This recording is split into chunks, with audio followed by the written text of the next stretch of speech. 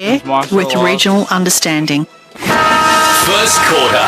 A-grade oils and batteries. Australian-made, locally owned. Thomas Mitchell Drive, Wodonga. O&M Live on Edge FM.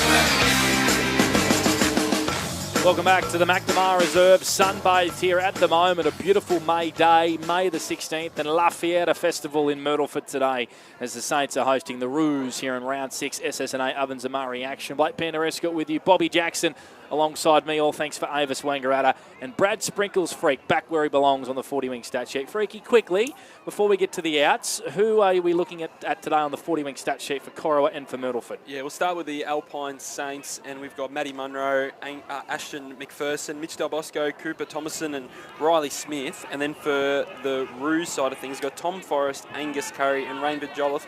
And then one of the guys we've just learnt in the ad break that's been withdrawn from the game was on the sheet. He's no longer there in Liam McCarthy. Yes, correct. So we're going to have to find somebody else to do. So 3 outs for Corowa, Bobby. If you can confirm those for us, all emergencies who were named are playing. Deck Brens are like withdrawal, so we just found out there by the team sheets. And I think I saw Brody Booker and Harry Strapikis playing the second, so we'll just keep a close eye on that. I didn't get the team sheet from the Myrtleford team manager, but they've just had the toss. Mitch Del Bosco, the captain for Myrtleford, and we had Angus Curry tossing the coin for Corowa. So Mitch Del Bosco, the local, won the toss, and he's kicking to the town end as we just about get fired up here with both sides in their huddles. What about the Corowa outs, Bobby J? So all emergencies are playing for Corowa, so who are the outs? I had Jai Lane. Yep. I had Liam McCarthy and Emmett Northey, the ruckmans, come out. So they're going to be very, very short, as we spoke about, when the teams run out. So it'll be interesting to see who takes the centre bounce.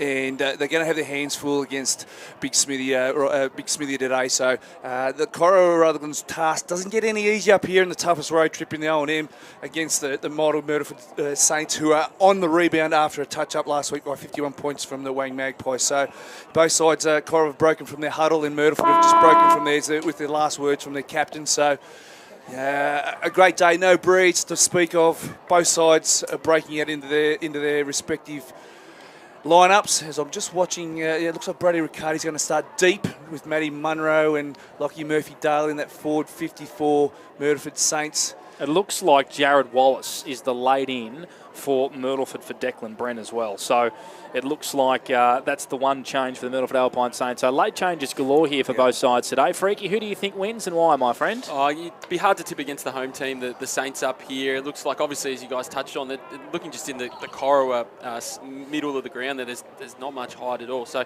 as we touched on earlier, their pressure game is going to have to be through the roof today, I feel, to get themselves the 4 points. So I will lean towards the Saints. What about you, Bobby J? Myrtleford Saints. I vowed it after round one they'll never pick against Myrtleford at home ever again, and I'm standing by that today. The margin could get ugly. I'm with you. I'm Myrtleford for me, and I think the margin could get a little ugly, which is hopefully not what we want to see. I want Corowa to bring effort.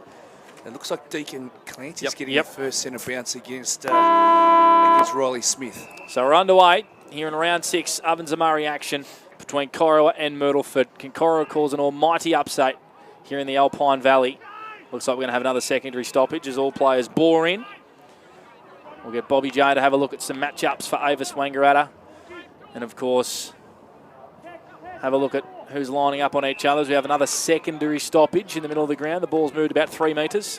Straight away, Riley Smith and Sharp have swapped over, and Smith's gone deep forward straight away. And, of course, he's a goal kicker, is Riley Smith. He's kicked 5 for the year. We have another stoppage.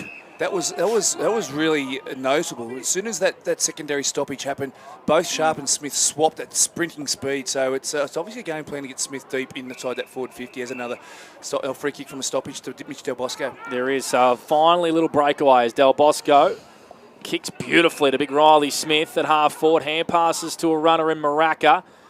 Pointy little kick into the pocket, looking for Murphy-Dale. Riccardi at the back. He's clever in these situations. Tried to swing it back to full forward, and it's smothered over the line by the Corowa defence, and we'll have a throw in. So after a couple of weeks up on the wing, Bray Riccardi's gone back to his more familiar forward 50 position, so he'll be looking to put some scoreboard pressure on. And Lockie Murphy-Dale actually started out of the square. So Tommy Forrest has actually gone to Cooper Thomason. He's had a couple of quiet weeks as Lockie Murphy-Dale. I wouldn't mind seeing him up around the ball, where he played a lot for Mansfield in the Goulburn Valley. Yep. Get him involved in the game just a little bit Ball up. Clancy and Smith do battle. There's a whistle off the ball. It must have been for the netball. Maraka, was he grubbed high? Umpire says no. So we've had about 6 stoppages inside a minute and a half here in the opening quarter for A-grade oils and batteries. Geez, Corowa have really condensed the ground. All players are inside the forward third of Myrtleford's ground here. Smith slaps it out of the ruck towards the goal square. Oh, Thomason got crunched by big Noah Amory. Just off the ball a little bit as umpire Mason Rings has picked out a free kick here to Corowa. Angus Curry goes to McCaffrey in the defensive goal square. Beautiful kick finds Forge at half-back. Left foot one, goes out wide, finds Bobby J's man, Pickle Rick Lavis. Need the big one today, Pickle Rick. I spoke to him pre-match. He's ready. He's up and about. His kick goes to half forward, looking for Kalen Bradkin. It looks like Ryan Crisp has that matchup, who has hardly played in defence all year. He picks the footy up and slams it on the boot, out of bounds on the full, and almost hits that Toyota Hilux out there on the far side. And we have a free kick on centre wing to the Corowa Football Club. No score, 2.5 minutes played here for A-grade oils and batteries. Early touch for Ashton McPherson and Mitchell Del Bosco on the 40-wing stat sheet. Kick hugs the boundary line. It's been marked by Kai Williamson for Corowa. 2 kicks from home. Corowa kicking to the Buffalo end of the McNamara reserve. Hugs the boundary line again. It's a poor kick, but it does bounce over the line for a throw in 50 around from Corowa goal right in front of the scoreboard. Freaky just slid in nicely there, didn't he? Brilliantly. You remember the sponsors' name and everything. Straight back in like a fine wine. Just a couple of early touches early for Freaky. They don't call me number one for anything. Oh, sorry, jeez. Yep. Dan Vaccaro, if you're listening at the 30th, don't come back. That's my warning for you. You two blokes. Boundary throw in. McPherson, was he grabbed over the shoulder? Umpire caught wrong side. And we have another ball up. You boys have only got to deal with Dan 1 day a week. I've got him 5 days a week. I'm That sharing you do. office with the bloke. This That would you do. have been 3 weekends in a row. Thank God you turned up, Freaky. No, I'm just about done with him. He did tell me during the week that he won't be able to do finals because Hawthorn will be playing. Coming through the contest was Curry. Goes to Elijah Amory. Hand pass to Noah Amory. Snapping on goal. Is through for a minor score from about 40 metres. Corowa 1 behind. Myrtleford yet to score. We've played almost 4 minutes for Club Mulwala in the opening term. They're moving the ball pretty well at the moment, Corowa. They're zipping the ball about. And as we spoke about in the pre-match, Jake Sharp's playing in front of Big KB where Ryan Crisp was getting the initial job on him. Ferguson spilt the chockies at half-back for Myrtleford. And another stoppage just inside forward 50, and Corowa can lock it in here, Bobby J. Yeah, they certainly can. They're trying to bite off the centre corridor, which they like to own here, all free kick. Yeah, out of the ruck, and it's going to go the way of Deacon Clancy. And this guy kicked the most goals in the twos comp last year. He has not even turned his back to look for a teammate, Deacon Clancy. He's pulled out the blowtorch and burnt about 3 of his teammates and said, no, boys, I'm going to take the responsibility myself. His set shot will be from inside the square. Yep, he'll kick this every bit of 55 metres, Deacon Clancy. He's doing the ruck work today. As I said, kicked the most goals in the reserves competition last year. That is a beautiful kick. He hardly even kicked it. And it travelled all 50 metres just to the right side through for a point. And Corowa, 2 behinds. Myrtleford yet to score. 5 minutes played for Club Mulwala. Opening term for A-grade oils and batteries. Just left footers just seem to kick the ball a lot sweeter than us poor old right footers, don't they? They just seem to get the timing right, and that just drifted through quite easily. It cleared the line from a good 55 metres out. So Jake Sharp with the kicking duties for Myrtleford today. He's played forward the last couple of weeks. Now he's back in his home of defence. Flying high for that mark was Pethbridge. Kai Williamson fighting in a one-on-one out there with Maraka. Maraka was really clean, and his hand pass was effective to the running man McPherson. Kicks it on the boot in a hurry to half forward. He's got a man all on his own. It's Truan. Great transition once again from the Saints into the pocket, Murphydale. From the blink of an eye, from defence to attack, and the first goal of the game. Myrtleford, brilliant movement. Murphydale on the end of it, and that's a steal line goal today. Yeah, quick movement there. And the plays we spoke about in pre-match, McPherson and Maraka were heavily involved around the contest and got the ball out and running. Lockie Murphydale, he's a player that needs to start to find his click and find his rhythm. And once he finds his rhythm, he's as good as anybody in the competition. And that was some fantastic downhill running and downhill football from the Myrtleford Saints. And that's their trademark. They get the ball from halfback, they get it in a congested area, then spread really, really well. Great evidence of that there just then. 2 early disposals as well to Ashton McPherson on the 40-wing stat sheet. I really like the look of the Myrtleford forward line for today, as you say, with Lockie Murphydale, Matt Munro, Brodie Riccardi up there. Just really dangerous, I feel. They've got a lot of blokes who can get up the ground and run back downhill. That was set up by Maraca through traffic then. Good hand pass to McPherson. They were away with the Saints. Back in the middle. Good tackle on McPherson, but he was caught holding the ball. Thought he got a hand pass to that. It's a free kick to Joe Hansen, who's going to give it off to Raven Jolliffe. The hand pass was poor, and McPherson gave Corowa back a little bit of medicine. And it's a free kick for holding the ball. It's a poor hand pass to Raven Jolliffe, who had to reach behind him. And McPherson has a free kick, defensive side of the centre square. He plays on, chipping little kick to the leading man, Riley Smith on centre wing. Wheels, wants to go straight away. Little 9-9 inside 50. Getting in the hole was Geordie Ayres. He was crunched. Munro flying, snapping, bouncing ball towards goal.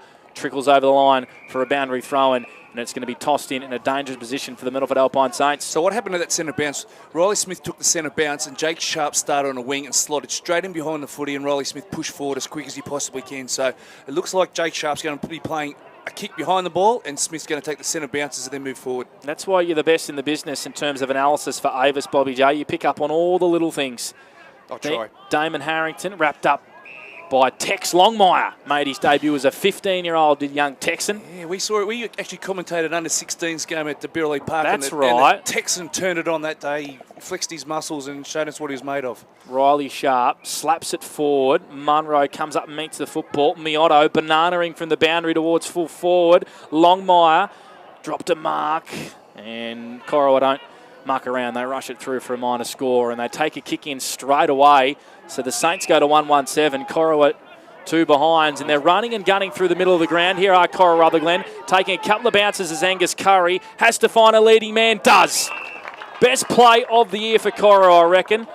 And here's young Deegan Purcell, who will line up directly in front. How about that ball movement for the Roos? That was a fantastic. The benefit of a quick kick in, and Myrtleford not getting their defensive zone, I suppose, set up from the kick in quick enough, and the centre corridor just opened up and 3 bounces to Curry. And it was just a matter of who wants it in that forward 50, and young Deegan Purcell's the man who's taken the mark and having a shot. 7 goals from his 5 games is Deegan Purcell. Kick on the way is good, straight through the middle.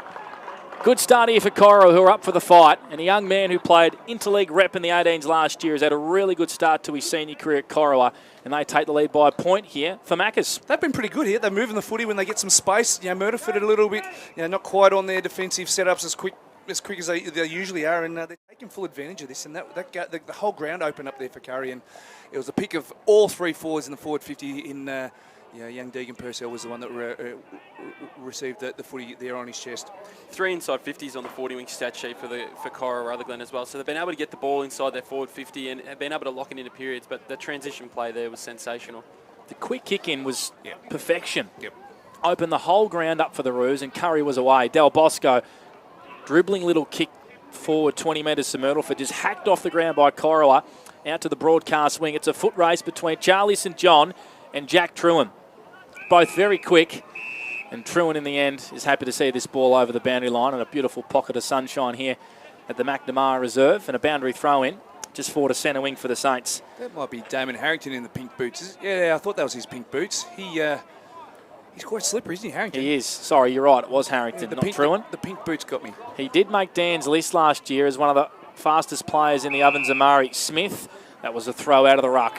No disrespect to Jack, but that dead set looked like Harrington's pace and pink boots. He is very quick, is our man Harrington. Joey Hansen with a free kick for Corowa. Short 45, finds Geordie Ayres, who wanted to play on, and Munro was onto it and grabbed him as he tried to effect the hand pass. And we have a stoppage to the right of the centre square on centre wing. They're almost away there, Corowa. With that new stand rule, all he has to do is take one step away from the defender, and he's got as much space as he wants, and that handball would have been executed to perfection. 8 plays 7. Corowa up by a point. 10 minutes played for Club My Whaler opening term. Good mark in defence by Will Axelby. Like the look of this kid from Canberra. Had a really good debut against Wodonga, did Will Axelby. Kick hangs a long way up in the air looking for Charlie St John. Spilling that mark there was Jared Wallace. Myrtleford try and regather at ground level. McPherson tackled by McCaffrey. And a free kick for holding the ball to Corowa at half-back. Their pressure's up here, Bobby J. Yeah, Myrtleford just a bit sloppy at the moment, but Corowa's pressure's right through the roof at the moment. They're really here to play and put some pressure on Myrtleford as much as they possibly can, and they're doing a great job. And trying to go through the corridor on all occasions. They find Curry and they give it back to McCaffrey. Look at that kick inside 50. Did not have to break stride, young Deegan Purcell once again. McCaffrey opening up the middle of the ground with a bullet-like kick. They're splitting them open through the middle, where Myrtleford prides himself on owning that middle corridor, both offensively and defensively, and Corowa just splitting them open through the middle. Right from the back half through the middle of the ground, they're just looking through that middle corridor every opportunity. Deegan Purcell for 2 inside a couple of minutes here in the opening quarter for the young man. Directly in front, 40 out, kick on the way is a beauty. Up and about the Roos, 2-2-14 to 1-1-7. That was a Mawson's concrete play of the day. Yeah, they're up and about. They certainly they've got the more energy at the moment, and Myrtleford look like they're a little bit hungover from the defeat last week. They need to snap out of it really quickly. They're with the ownership of the middle corridor, Corowa are really outplaying them at the moment. 4 inside 50s for Corowa now on the 40-wing stat sheet, but they've been able to find 2 marks inside the forward 50 as well, where Myrtleford have had 5 inside 50s, but if we look at that previous play, Myrtleford was just a quick hack kick forward, and then Roos were able to rebound and go back the other way and find a target, and young Deegan Purcell started really well kicking the 2 goals. That's his 9th goal of the year from 6 games. Having a really good patch is Deegan Purcell, the young man who played under 18 interleague for the Ovens and Murray last year. Here's Amory, Elijah, safe kick looking for Texan on centre wing, trying to get around Harrington, wrapped up in a tackle, almost holding the ball, given a lot of time to get rid of it. Was able to. Myrtleford pounce on Corowa here. Ball in a scrimmage on centre wing. Amory wasn't able to get a hand pass to it and a free kick to Myrtleford. And it's going to go the way of big Riley Smith. A big ruckman doing the hard yards at ground level. Had McPherson inboard, decided not to. Kicks it to half forward. Good fist from behind on Thomason from Jolliffe. Corowa win it back, and they affect the corridor again through Amory. Hand pass to his brother, Noah. Able to gather, gives it back to Elijah. On to Declan Yates, who just fumbled at a crucial minute and gets a free kick for a high. And Corowa are going to able to go inside forward 50 once again if he's quick enough. Yates's kick hangs a long time out in the air. Longmire jumped at the football at half forward, then applies a tackle on Ferguson and gets him holding the ball. Great pressure from Corowa, and the young Tex Longmire is just too far out to score here. So he kicks it up towards Purcell, who got crunched from behind. I reckon he ran into his own teammate for it. There was a couple of Corowa guys there just running into each other. They're off you, Myrtleford. They've got to sharpen up here real quick. Oh, the kick from Myrtleford out of defence was intercepted by Curry, who can play on and kick a goal. Advantage from a high, doesn't matter. He kicked a snapping goal. I'm not sure who that kick out of defence was from Myrtleford. It was smothered off the boot by a Corowa Rutherglen player, and they've now got 3 in a row. It was young Deegan Purcell that did that smother down there, obviously impacting the game, not just on the scoreboard, but able to get his team a repeat effort there and kick another goal. So really, really strong start here for the Roos. Yeah, they've got some real energy at the moment, and Myrtleford are napping at the moment, so they need to sharpen up and really wake up around the ground. They're just fumbling, they're kicking into marks, and they're spoiling, and they're just not clean through the middle. So that's a concern at the moment. They've got plenty of time to fix it up, but Corowa have come to play. They certainly have, which is what we want to see. And this is all that Darren Creswell would have asked for from his charges today. Effort, intensity, and you never know what can happen. They've kicked 3 on the trot here, Corowa. Maraca able to get an effective kick away, about 20 metres forward for the Saints, but Corowa with all the answers at half back here. Hanson kicks it out towards Declan Yates, the late inclusion. Was able to balk back in on the right and then kick it to half forward. No one home though for Corowa. And Pethbridge floats back, takes an intercept mark for the Saints. Kick goes about 12 metres to the number 12, Maraca. He's called to play on. Kicks down the wing. Oh, Forrest. That's what he's been doing since day one in this competition this year, Tommy Forrest. Intercepting effectively for Corowa. Gives it off to Raven Jolliffe, who takes a bounce on centre wing. Doesn't muck around. Sends it inside forward 50. Brody Ayres got 2 ends to it. He got a push. He got a push in the contest, Brody Ayres, the late in, and he will line up for 4 in a row for the Roos in the opening quarter. Yeah, front on contact was a call there by the umpire, which is a right call. Your Brody, young Ayres, he was eyes on the footy and 50 metres for back chatting. And he will be marched to the top of the goal square, will Brody Ayres, and this is 4 on the trot for Corowa Rutherglen. And they've just got the Saints a little spooked here in the opening quarter. 4-2-26 to 1-1-7. And that's his first goal in the big time. It's 4 in 7 minutes for the Corowa Roos. They're really playing a good brand of footy, and they've got some energy. They're really up and about. And young Ayres, Brody Ayres, he's a ripping kid. He's a goer. He's a real Corowa young born and bred sort of fella as well. And he's he's got it in his blood. His old man was a quality player as well, and he's got all the signs there as well to kick his first goal in OMFNL footy. Well done, young man. And yet again, as we've touched on a couple of times as well, it was Raven Jolliffe's run from behind to get off Tom Forrest. A number of times we've seen it, and they've even missed a couple of handballs in this first quarter trying to do that as well, the Roos. It's a clear game plan that they've come with today. Averaging 18 touches, 7.2 intercept possessions, Tom Forrest, and that's why he's played the last 2 weeks at Sydney VFL. Smith hurriedly inside 50, looking for Cooper Thomason, maybe just grabbed. Here's Jake Riley, the boy from Morale on debut. Kicks it towards full forward. Great one-on-one win there by Corowa in Josh Edder on Lockie Murphy-Dale. And Edder gets it back and rebounds effectively outside 50. Kick, though, all over the head of Riley Calvini, who left his man to try and intercept.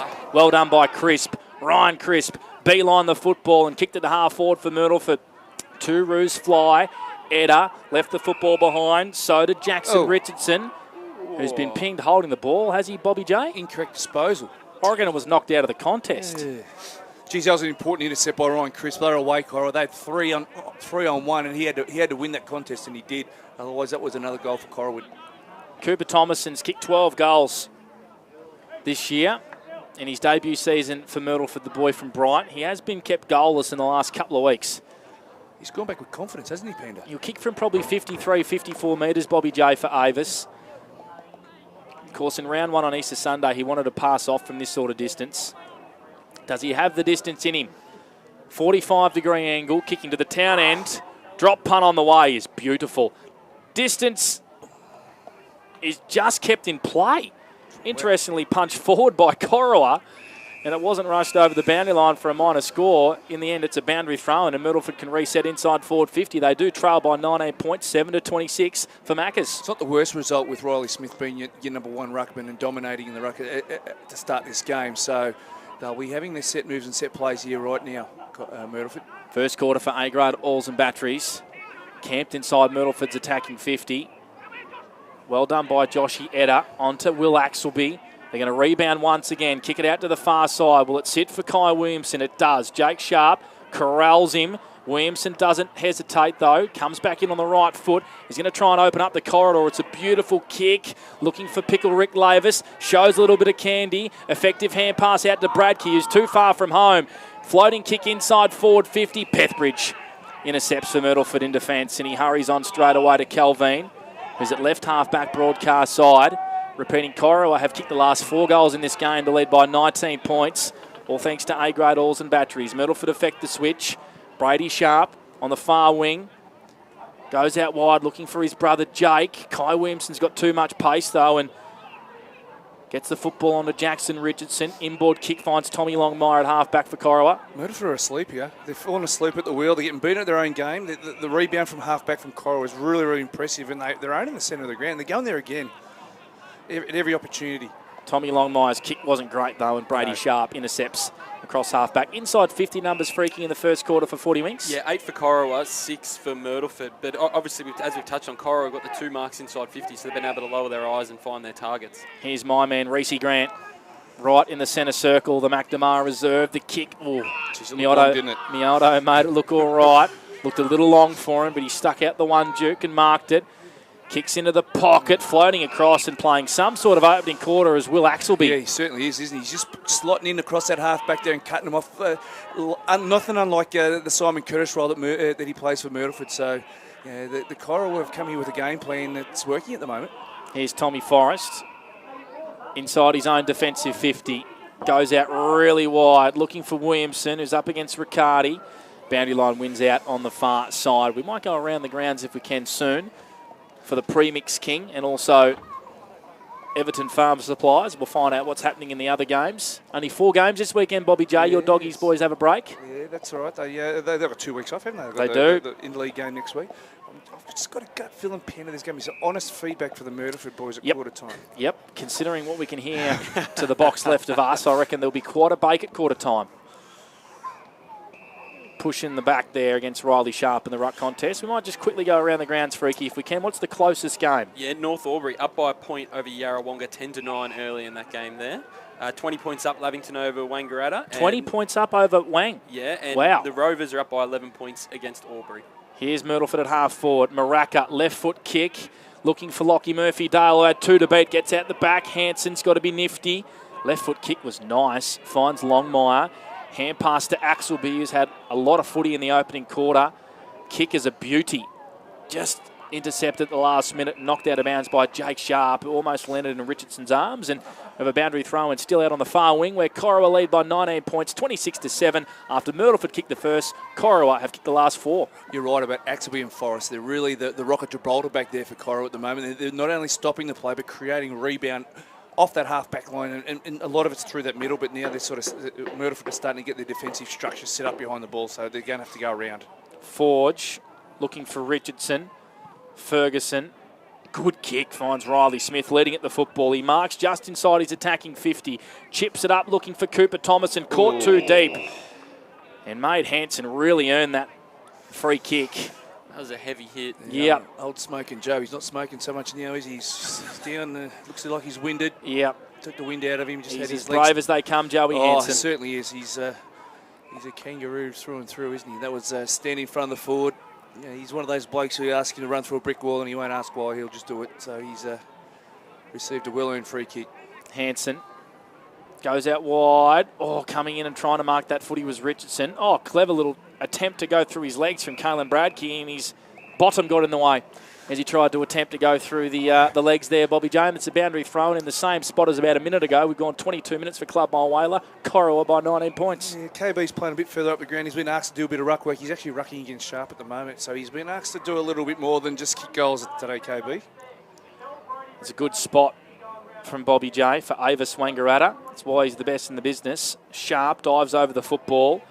A lot of players on top of this footy. Umpire says, give it to me. Just having a look at KB now. I just think he's got the engine of a deep forward by looks of it. He's on his hands and knees, so I'm not sure that the ruck will be a long stint for the big fella. Maybe he needs to take a little bit of Simon Curtis's advice and run up the hills in pre-season like he told us in pre-game.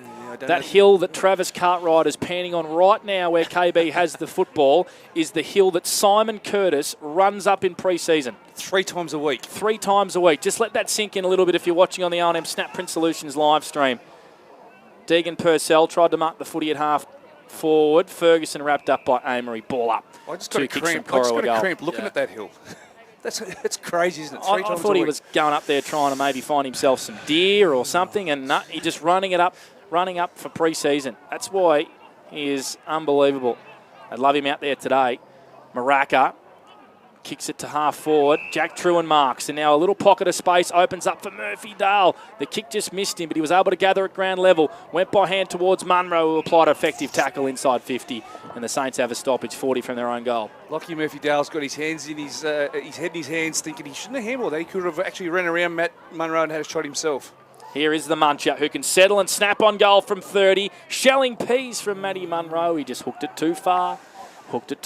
Minor score for Myrtleford, 1-2-8 to Corowa, 4-2-26. The margin is 18 points at the 24th minute mark for Club Mile Whaler. What have you got for us, Freaky, for 40 winks? Yeah, 10 inside 50s for Myrtleford, but actually, have obviously been able to translate that onto the scoreboard, where Corowa have had the 8 inside 50s and been able to hit the scoreboard 6 times. So just a little bit more efficiency when they've been able to go forward. Axelby on to Williamson, who's owned that wing out on the far side, Bobby J. He certainly has. Good kick towards Purcell, who's kicked 2 goals in the opening quarter. Just dropped the football at the last minute. Maraca tries to get past Curry, was able to evade traffic beautifully. Hand passes laterally to Sharp, off a step, finds Riccardi. This is good ball movement here from the Saints. He surveys his options inside 50s. It's pretty stagnant. He's been called now to play on. Pops it into the pocket. Forrest will eat that for breakfast like a bacon egg roll at La Fiera Festival. He's taken an intercept mark and he switches and finds Tex Longmire in the deep back pocket. Just when you think Myrtleford's starting to get a little bit more control of the footy across through the middle of the ground, and Corowa just rebounds and controls the ball from the back half. They're just it's going through a bit of a stalemate situation here at the moment of the game. So Myrtleford trying to get things back on their own turn, but Corowa won't let them just yet. Motlop was able to find McPherson. Hurry kick inside 50. Sliding down low and taking a nice mark was Pumba Jolliffe. for Corowa, who fought a successful rough conduct charge during the week. Bobby J, what do you make of that? Yeah, I think the right decision was made in the end. It just looked like just a football incident. We've seen, a lot of the times this year. Matty Myrtleford just come up holding his shoulder free. Yeah. Is that what you're pointing at? Yeah, just come off the ground. They walked off the ground from that big contest here holding his shoulder. So I'm not too sure what's going on there, but may not be able to see him again for the day. Del Bosco, inboard hand pass to Riley Sharp, who's up around the football. Oh, Maraca got a kick away as he was tackled. Munro tried to claim that mark. It went about 8 metres. Come on, Munch. And we have a ball up just inside forward 50 for Myrtleford. A trail by 3 goals, 8-26. Corowa with the last 4 of this opening quarter for A-grade oils and batteries. Myrtleford have started to own the territory in the back half of this first term. Maraca, fake to go by hand. High ball inside 50. Smith bounced off his chest. Forrest gathered at ground level, and Corowa don't want to concede a late one here. Great quarter by the Roos. They lead by 3 goals at quarter time. 1-2-8 to Corowa, 4-2-26. We'll take a break here on O&M Live. First quarter done and dusted. This is O&M Live on Edge FM, where you won't miss a thing.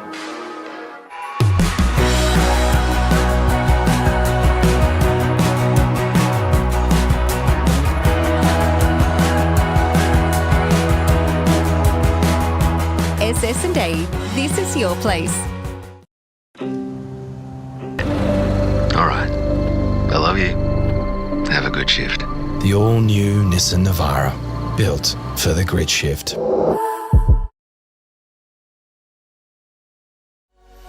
What's your future look like?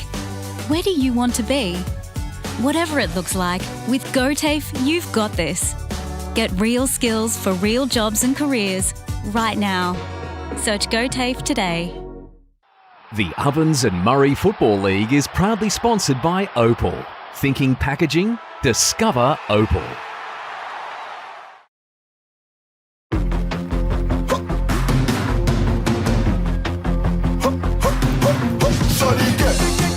Shorty get inspired. How about that? This time, shorty get.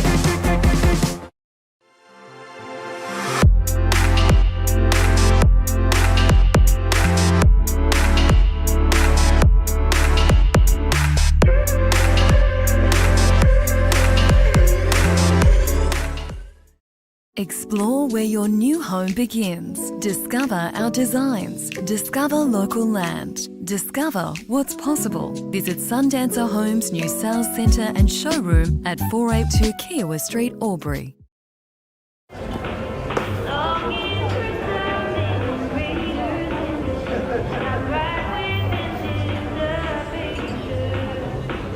I reckon I'll go mid. Carlton Drive 3.5. Embrace the mid.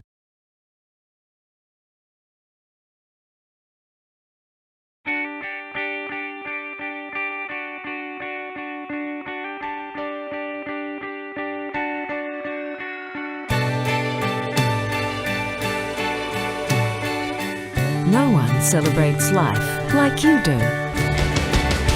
At Tobin Brothers Funerals, we're here to help you celebrate the life of your loved one, your own special way. Tobin Brothers Funerals, celebrating lives.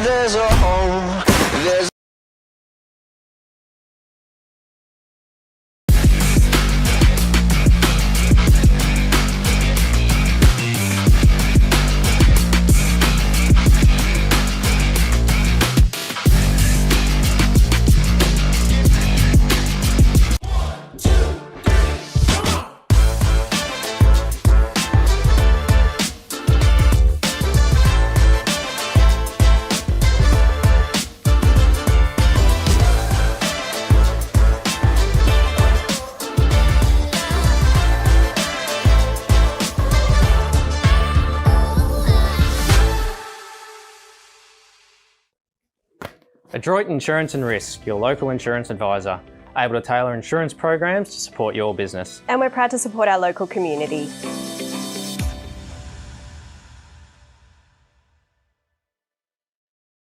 This goes out to all the athletes, the fitness buffs, and the Huff and Puffs. On your marks, get set. Find your perfect fit at the Athlete's Foot.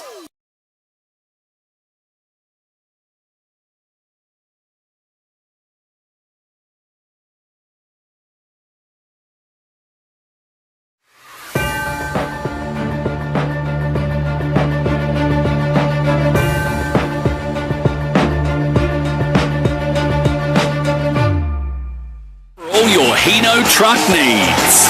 O&M Live on Edge FM. McNamara Reserve, our destination today for round 6 SSNA Ovens and Murray footy. And Cora Rutherglen with the last 4 goals of that opening quarter to lead by 18 points at the first change over the Myrtleford Alpine Saints, who have not lost a game at home since Easter Sunday, not this year, last year. Good start for Cora Rutherglen. Bobby Jackson alongside me for Avis Wangaratta, and Brad Sprinkles Freak, who's going to give us our Premix King quarters best in the first quarter and run through some of the numbers, Freaky. Yeah, for our Premix King quarters best, I thought that Tom McCaffrey, who delivered the ball inside 50 that quarter, was outstanding. But I'd like to obviously single out Deegan Purcell in that forward half. Kicked a couple of goals, took some really nice marks, but then also did the really defensive stuff. Put on a really nice smother to be able to get the Roos with another goal as well.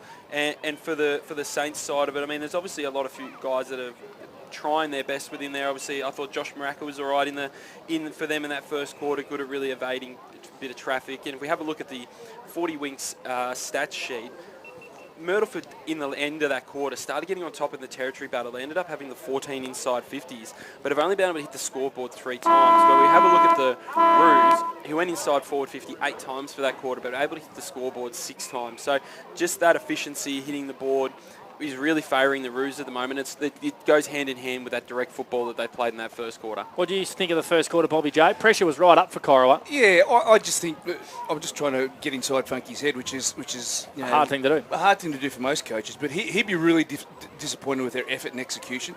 I think if they strip it back and analyse that first quarter, I just feel as though the effort around the ball wasn't to the level that we were used to seeing from Myrtleford. Corowa out pressurised them, and then once they got the footy, they were fumbly and can turn the footy over and ugly and sloppy. And I think that's what Funky would have been talking about at quarter time. The effort and execution is something they need to sort of sort out.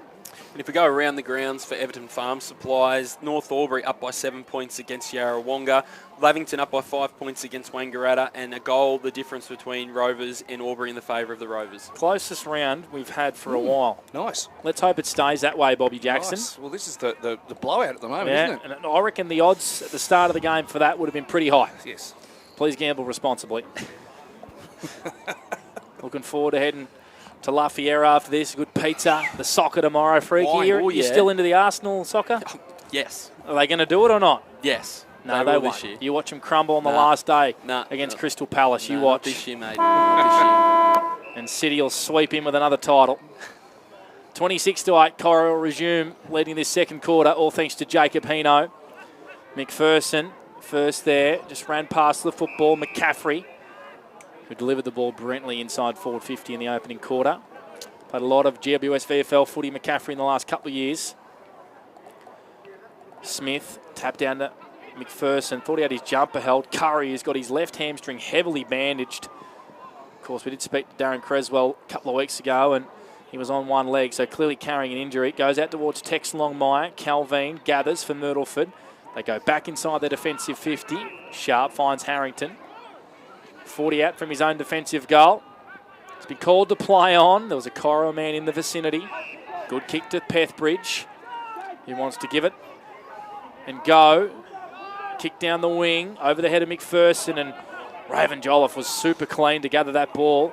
Hand pass it over the top, looking towards McCaffrey, who tackles the Saint. We'll have a ball up. 60 around from Corowa's goal. Already we've seen in the second quarter, just Myrtleford, when they have the ball in their back 50, they're just slowing things down, just taking the sting out of the game, trying to get some control of the footy back. It'll be interesting to see how that pans out from this quarter. The stoppages seem to be going Corowa's way, this early stages. Elijah Amory, who's been chucked some midfield time in the last couple of weeks, purely out of the fact that they've lost Jai Lane, they've lost Will Chandler. There are a few charges down in there, Corowa. He looks to be getting his hands on the footy. Another ball up on the paint of the 50. Socket off the deck by Amory. Forge just fumbled at the last minute. Pickle Rick Lavis picks it up. Flying shot on goal from 50. Almost marking on the last line was Purcell, who kicked 2 goals in the opening quarter. Now he's applying pressure. Longmire, he's clever in these situations, snapping from 20. And it's just to the near side for a minor score. Let off there for the Saints. Corowa 4-3-27. Myrtleford 1-2-8 on the C&V Truck and Bus scoreboard. We played 2 minutes in the second quarter for Club Moala. Look dangerous when they go forward, don't they? Every time Corowa, the ball hits the ground there was 3-4 numbers ready to pounce and have a shot at goal. So they're still looking dangerous inside that forward 50. Pethbridge marks, and he goes short to Riley Calvin. Goes out wide to Reese Grant, loves to run. Does Reese? He goes short. Good mark from Joshy Maraka. I did get a text during the quarter-time break from one of the Myrtleford officials. Looks like Matty Motlop may have broken his collarbone in that opening quarter, who came off after a heavy collision. They've turned it over. McCaffrey on the rebound inside 50 to Bradkey. 10 metres in from the boundary. He'll line up for his first shot of the day. Uncharacteristically sloppy at the moment, Myrtleford, aren't they? They just turn the ball over in dangerous spots, which they don't normally do. They usually, Speak up a little bit. Speak up a little bit? Maybe fix the mic. I've never had live feedback on air from a panel op. That is the first thing I've ever heard in my life. Live feedback from Campbell back in the studio. He's got some balls, our man, and I don't mind it. Wow. Bobby J, back to your point. I can't remember what the point was now. I'm rattled. Galen Bradkey from 40 out. Kick on the way. Is through for a point. Right over the post. From Kalen Bradkey. 4-4-28 Corowa. A couple of let-offs. Myrtleford 1-2-8. All that on the CV Truck and Bus scoreboard. Bobby J. Feedback is a gift, isn't it? It is. I've gone up a couple of notches just to cover myself. Make sure that doesn't happen again. But, Myrtleford, they need to really snap out of it really quickly here, and they're trying to go through the centre corridor with Mitch Del Bosco. They are. Del Bosco, good kick, finds Cooper Thomas and leading up at the football. Transition footy from Myrtleford at its finest. Smith, too strong, marks at the top of the goal square. Kick was perfectly placed, and Riley will go back for Myrtleford's second of the day directly in front. That's the Myrtleford we know, isn't it? They're really quickly moving the ball from back half to forward half, and that might be a sign of things to come. They're just going to get the ball through the middle and share it by hands and get it deep in that forward 50, and there was any one of 4 or 5 forwards to pick from there. So Riley Smith, who has kicked 5 goals for the year. He does this part of the game well for a big ruckman. Directly in front, makes no mistake. Myrtleford, edge one back, 2-2-14 to 4-4-28. All that on the C&V Truck and Bus scoreboard. Freaky? Yeah, the Roos have been able to get repeat inside 50s early in this second term. They'd had 3 to start off with, plus that mark inside 50. But then we obviously just saw there with a beautiful passage of play by the Saints, which was a beautiful kick coming out of the back line to get to Mitch Del Bosco was the real key to that there. And yeah, Riley Smith, he's up to 6 disposals on the 40-wing stat sheet as well. And we've seen some scrappy football at times, haven't we, Bobby? But when the teams have been able to get a bit of space, use the ball well, geez, they've moved it well. They certainly have. Did that look on my face look like I actually packed my pants to the panda when I heard that voice? It was like a ghost from a haunted house. I'll tell you what, we might have to cut up a little bit of footage on the OMFNL Live socials during the week. I love the drop in from our man Campbell. Here's Curry, inside forward, 50, sitting in the hole, getting 2 hands to it there for Myrtleford was Ferguson. Wanted a free kick, umpire said no. Gathering this football was Curry. Hand passes to Bradkey, went through his legs again. McPherson caught one high at ground level when he had his head over the pill. And a free kick to Myrtleford, just inside their own defensive 50. Goes short to Brady Sharp, starting to just get the game back on their terms here, the Saints. Loops it over the top to Ferguson. Penetrating kick. Will it break the arc of the 50? It won't, because Tommy Forrest is there. Geez, you read that well. Third intercept mark of the day, Freaky, I reckon. Yep.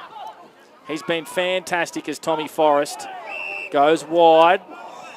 Looking for Geordie Ayres, but Ford just given away a free kick to the man who was in the area. 50. And he ran through the mark.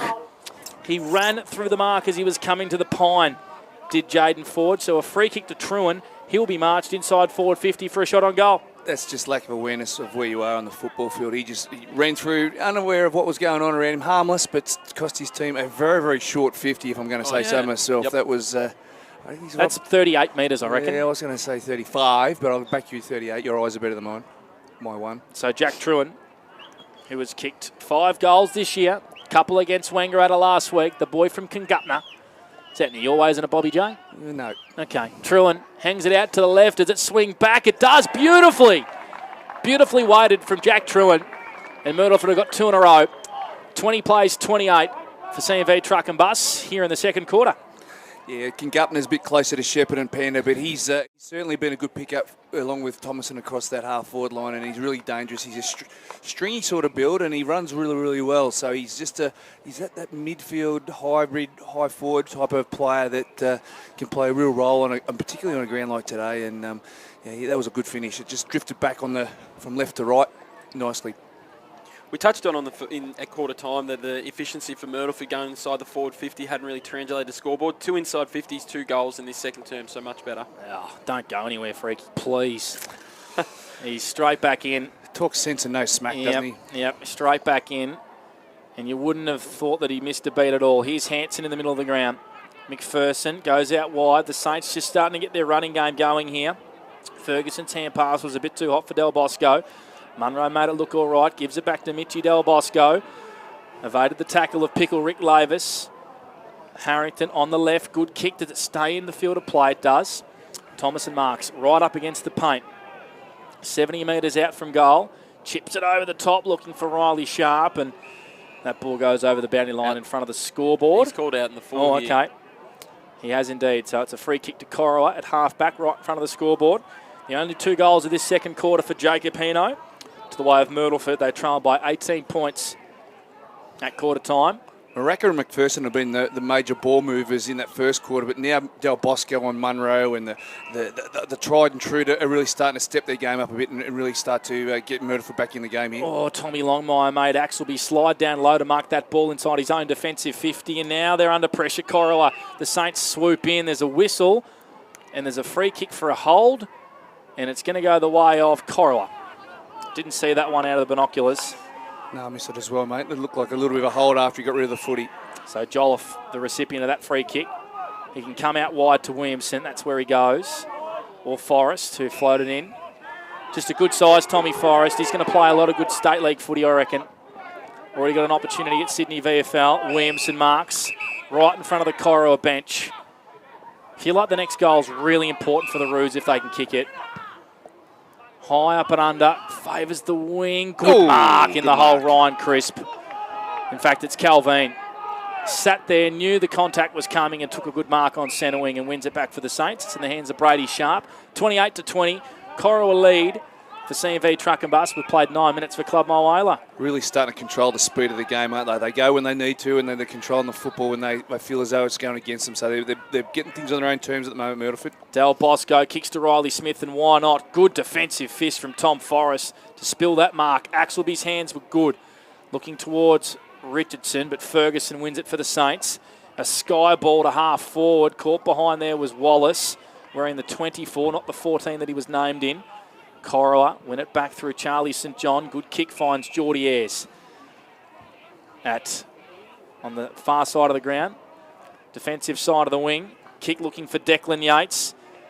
Probably half the size of Brady Sharp out there on the far side as Decky Yates, and happy to have a stalemate and a boundary throw-in on the far side, Bobby J. I just feel as though if it wasn't for Tommy Forrest, the floodgates could well and truly be open. He's taken some really important intercept marks and possessions across half-back in this early part of the second quarter.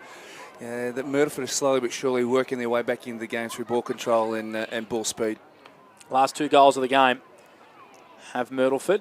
Miotto tackled by Forge. Another ball up at half forward for Corowa, who kicked the last 4 goals of that opening quarter to take an 18-point advantage and really stun the Saints here on their home deck. Harrington tackled by St John. He was suplexed out there on the far side. We have another ball up right up against the paint. We might go around the grounds if we can soon, Freaky, for Everton Farm Supplies. Whenever you're ready, my friend. Yeah, Yarrawonga up by 2 points over North Albury. Wangaratta Magpies down by 17 points to Lavington, and Rovers up by 17 points against Albury. A couple of surprises there for mine, especially that Lavington scoreline against Wangaratta. Ball in the middle of the ground here. Diving on the football was young Jake Riley on debut, and McPherson's pink for holding the ball. Talk us through that one, Bobby J for Avis. I just think a lack of intention to get rid of the footy was there. I didn't think he tried hard enough to get rid of it. I think that's where the umpire saw it as well. A 1-on-2 out there was McCaffrey up against Sharp and Ferguson. Free kick advantage. Umpire's now called it back. So the Saints will have it at half back. Unadvantage. An unadvantage. Is that a word for you? No, well, you've absolutely nailed it though, Bobby, because that's exactly what it is. Language is my second. English is my second language, Freaky. I struggle with English. We know what you meant, mate. Yeah. That's all. That's all that matters, and the listener knows too, and the watcher. I think that says more about you than me, I think. Here's Sharp. Kicks the ball down the far that's wing. a good Riley mark. Smith, the Colossus, just got rid of his man with strength. And it goes inside forward 50. Running back towards the football was the Muncher. Good pick up by Jared Wallace at ground level. Kicks it towards Lockie Murphy-Dale, who's going to play on. He got tackled as he kicked, but it was effective. And he's kicked his second inside the goal square. And the Saints got the margin back to 2 points. Yeah, that was good passage of play, wasn't it? You know, Riley Smith, he's a real influence around the ground. He provides a contest, quick hands, you know, and get the ball in nice and quick into that forward 50. Lockie Murphy-Dale, he's just he's providing something, isn't it? We just can't put our finger quite on it at the moment, but he's flashing in and flashing out. And he looks like he might be on for a day today. Like he's moving really well and getting in the right spots when the ball's getting near him. And Riley Smith's starting to become a real handful, an absolute real handful, the big fella. He's up to 7 disposals, Riley Smith, on the 40-wing stat sheet, and 4 inside 50s for the Saints in this second quarter for 3 goals. So effective, which is, how many did they have in the first quarter, Freaky? They had 14 for 3 scoring shots in total. So they're starting to get better looks in this second quarter. Deacon Clancy, a good leap in the middle of the ground.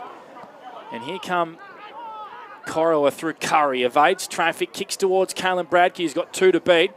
Not a bad effort from Big KB. Was clean at ground level. Hand tried to go towards McCaffrey. And we have a ball up. Sorry, a boundary throw in as Reece Green is pushed into the fence in front of the beautiful trees at the town end of the McNamara Reserve. And it's a toss back into play, 30 around from Corowa goal.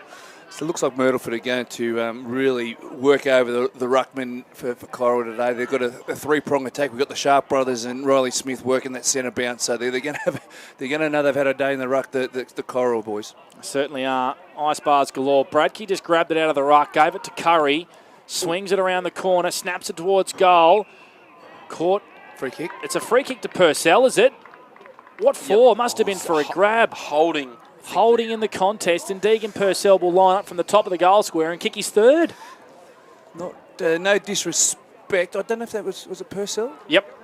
Yeah, it was. Sorry, yeah. I just don't understand why there's a holding free kick with the ball coming in so high, but he's gone back and slotted it nicely for his third. Yeah, and especially considering it was a 1v2 as well, Freaky. That'll annoy Craig Funky Miller. Yeah, it certainly will. And obviously the Saints have started getting a bit of momentum in this quarter, obviously kicking the 3 goals. And, yeah, something just as simple as that can just really halt that run of play that the Saints had. But as we touched on, Deegan Purcell has kicked the 3 goals in this quarter, and in this game, I should say, and becoming a real live wire up in that forward half. Obviously, Bradke hasn't had a massive impact on this game so far, so Purcell's performance so far has been vitally important to the Roos in this game.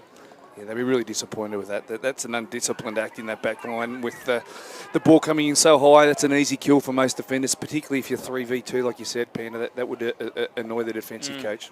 So young Deegan Purcell has kicked his 10th goal of the year. He had 7 coming into this game. He's kicked 3 goals in the opening quarter and a bit. And they regain the lead by 8 points here, Corowa. They go again through Noah Amory, who was tackled, and the ball spilled out towards big Riley Smith inside 50. Good mark. Jolliffe coming off his man and intercepting in defence for Corowa Rutherglen. He can play anywhere. Forward, midfield, half back. Looks like he's settled in that half back position for Darren Creswell. To start the first third of the season here in the Ovens of Murray. Kick was really aggressive. What a mark from Deacon Clancy, who gave one in the back of Riley Smith as well. He climbed all over him and took a wonderful Mawson's concrete mark of the day, showing what a leap he's got, and made young Riley Smith earn it too. Forrest has it, tries to switch the footy. Hansen, 2 bites of the cherry, caught one in the schnoz to Joey Hansen, and he looks to be in a bit of strife right in front of our broadcast position. Joey Hansen, I reckon that was like an accidental elbow or fist or something. It's a blood rule straight away. Yep. He's caught one right in the hooter. That was innocuous. It was in the marking contest as he was coming down, I think, from memory. So there will be a stop in play here. He's getting to his feet now, Joey Hansen. He looks to be a bit groggy. Yeah, he looks a bit sick in here, old Smoking Joe. Yep. So I reckon that'll be the last time we see him today. Who's getting carried from the ground. Arms around by a couple of trainers. So you'd expect Corowa to probably be one down now. We don't like to call these things early, but he's taken straight into the change rooms as Joey Hansen. Kreza just give him a pat on the back there. So he had the best views, Kreza. And that was just purely innocuous. Yep. There was a complete accident. Noah Amory has the ball on the wing. Hand passes to his brother Elijah, who tried to keep the footy in. Umpire said you went out of bounds, Elijah. We have a ball up right in between the two benches here at the McNamara Reserve in front of the balcony, where Corowa lead 5-4-34 to Myrtleford, 4-2-26 at the 17th minute mark for Club My Whalers' second term. The two Amory boys are having a real crack, Elijah and Noah, aren't they? They're really playing a really tough inside game of footy, so they're really putting it up to this Myrtleford midfield. Axelby's been very clean in defence for Corowa today. Getting tackled high was Jake Riley. Good call from umpire Mason Ring. It's a free kick to that Rowley boy on debut. Jake is going to hand pass it to Jared Wallace, who loads up, kicks it to a dangerous position. Thomason come from too deep. Riley Smith, the big ruckman, doing the roving. On to Harrington. Goal for the Saints. Great hands from Riley Smith. Margin back to 2 points.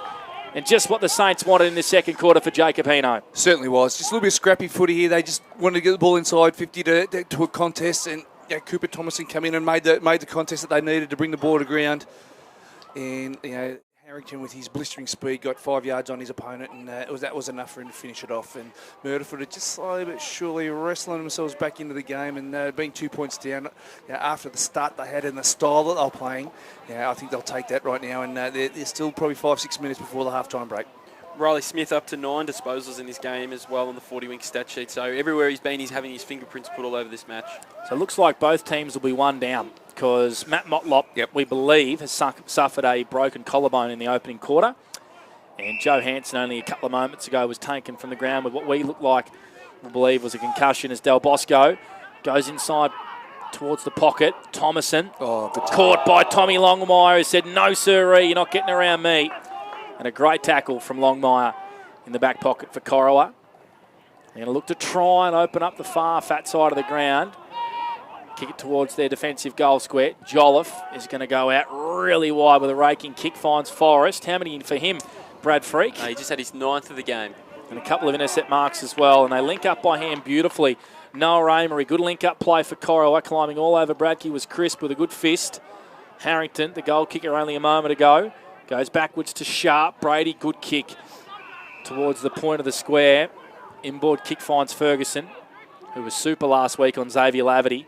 Ferguson with a kick down the middle of the ground was a beauty to Thomason. Juggled the mark. Goes inside 50 towards Truan. Hit the deck. Wasn't able to mark. Ayres onto Kai Williamson for Corowa. Kicks it towards centre half back. Charlie St John not able to affect the contest.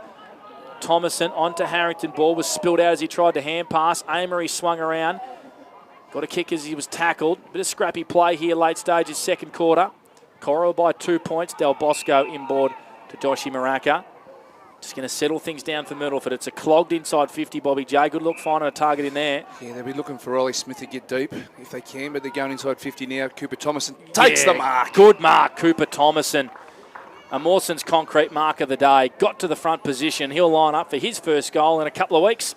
He's got sticky fingers, haven't we? We noticed that in the first couple of games. We called it for Myrtleford. We noticed that he's a mid-size. He's not a big, tall fella, but geez, he's got sticky fingers, and he can take a good packed mark and a good contested mark. So he was behind his opponent there, but worked himself in front and took the mark. So Cooper Thomason kicked 6 goals a couple of weeks ago against the Raiders. Had a really good Easter Sunday game against Albury. He burst onto the scene. We know his record in Bright was spectacular in the Ovens and King. To give Myrtleford the lead for the first time since the opening minutes of the game. Directly in front, 35 metres out. Kick on the way. He's tugged it to the left. And it's a minor score, 5-3-33. Myrtleford, Corowa 5-4-34 on the CMV truck and bus scoreboard. 21 played for Club Mulwala. I feel like Corowa might just try and go into safe mode a little bit here in the second quarter, Bobby. So. Just back on to Cooper Thompson. I'd love to see his hot spots and where he has shots at goals and the ones off the ball. What'd you see, Bobby J? There was an off the ball free kick to one of the Sharp boys. I get them all mixed up. It looks like it's Jake Sharp. It's Jake Sharp. Did you see that, Freaky? Yeah, Jackson Richardson got him a little bit high in a Shepherd off the ball. So, yeah, big Sharp. He's going to have a shot for goal. He's a really good set shot for goal. This will hurt. This will hurt, yes. If he does kick this, Jake, it's just a couple of real ill-disciplined acts in this quarter for Corowa that have gone against them, that are going to hurt them on the scoreboard. Darren Creswell just asked the question if we'd seen it up here, and none of us did at all. So Jake Sharp will line up, probably 35 metres out on a slightish angle. Just like Cooper Thomason a moment before, to give Myrtleford the lead back. He's been a goal kicker in the last couple of weeks as the interleague coach. Comes in, makes no mistake, straight through the middle. And Myrtleford regained the lead by 5 points, 39-34. Late stages second term for Jacob Hino.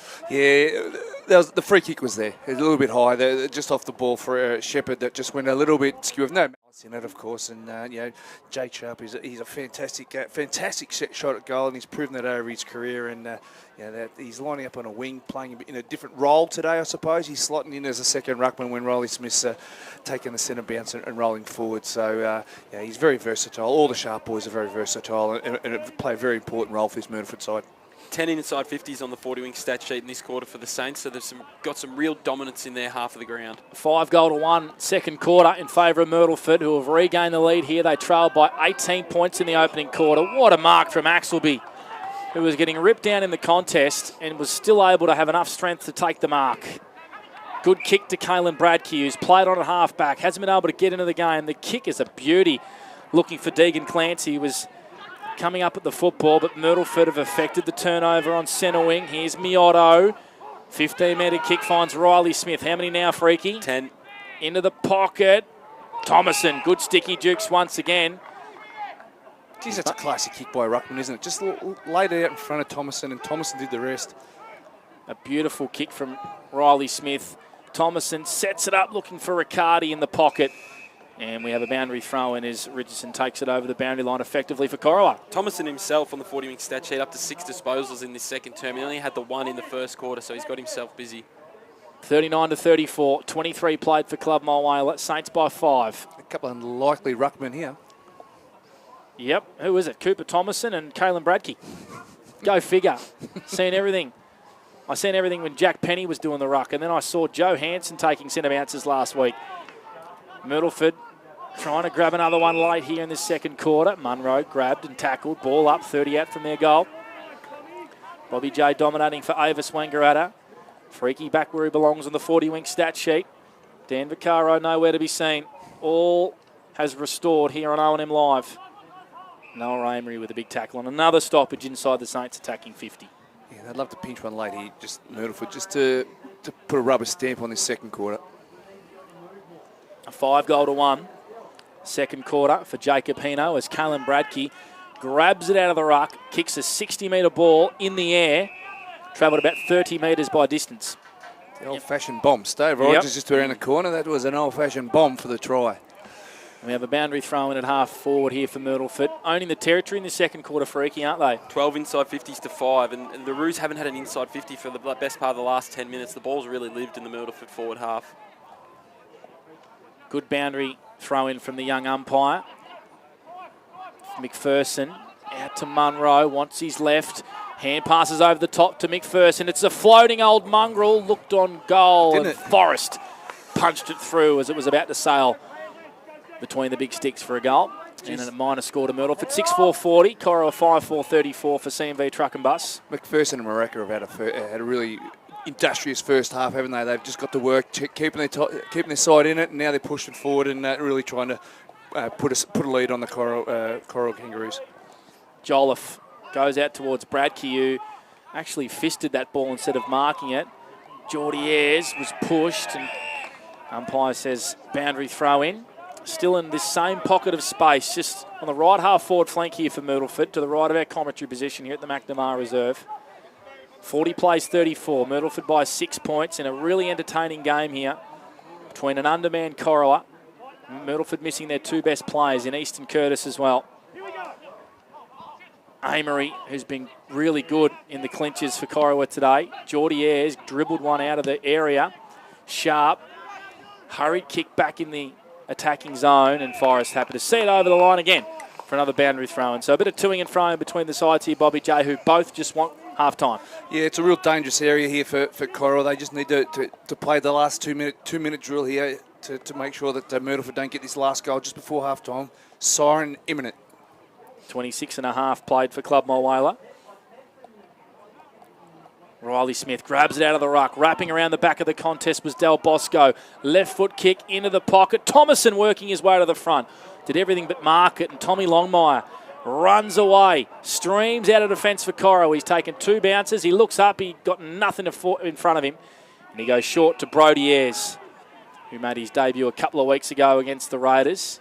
Kicked his first goal earlier in this game, Bobby J. Yeah, he's been an honest performer today. He's been really good, getting in the right spots. Good young fella. Here's Tex Longmire, who has the ball on centre wing. Thought that was almost a 50. They'd love to pinch one against the run of play here, Corowa. The Texan hugs the boundary line, goes out wide. Good searching lead from Deegan Purcell.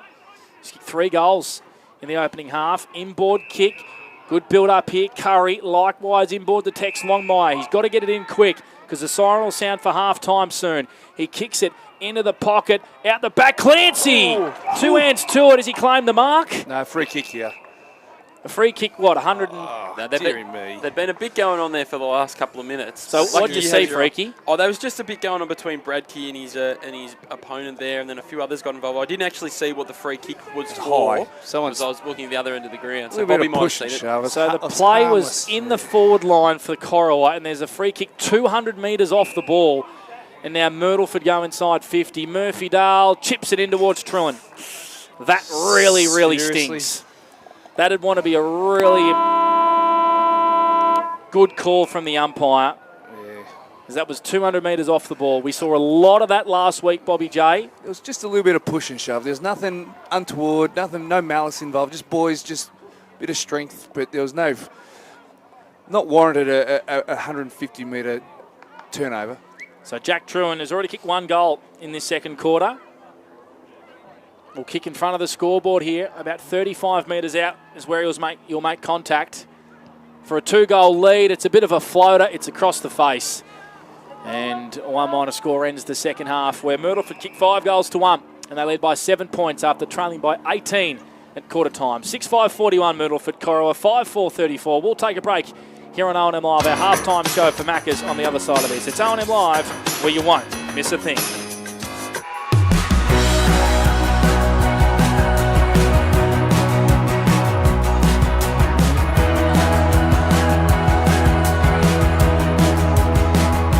SS&A, this is your place. All right. I love you. Have a good shift. The all-new Nissan Navara, built for the grid shift.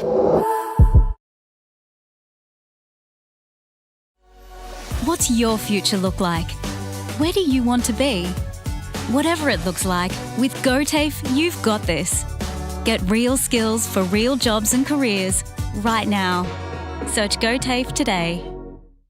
The Ovens and Murray Football League is proudly sponsored by Opal. Thinking packaging? Discover Opal.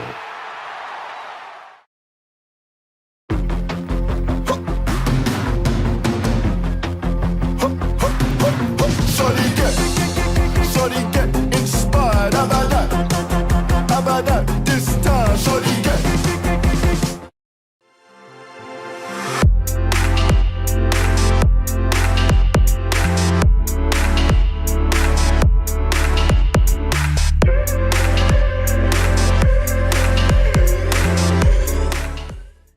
Explore where your new home begins. Discover our designs. Discover local land. Discover what's possible. Visit Sundancer Homes' new sales centre and showroom at 482 Kiowa Street, Albury.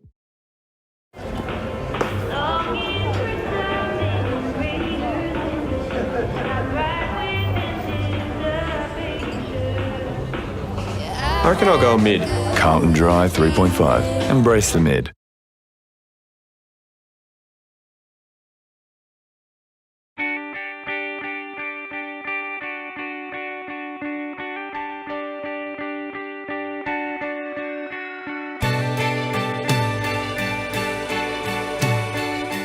No one celebrates life like you do.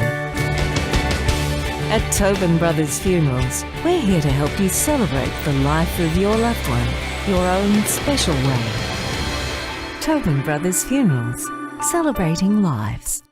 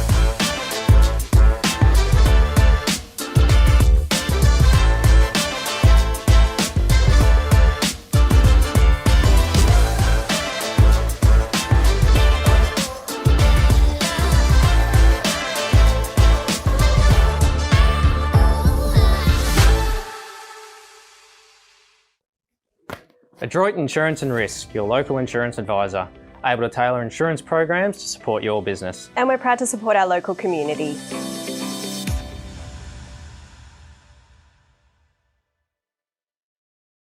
This goes out to all the athletes, the fitness buffs, and the huff and puffs. On your marks, get set. Find your perfect fit at the athlete's foot.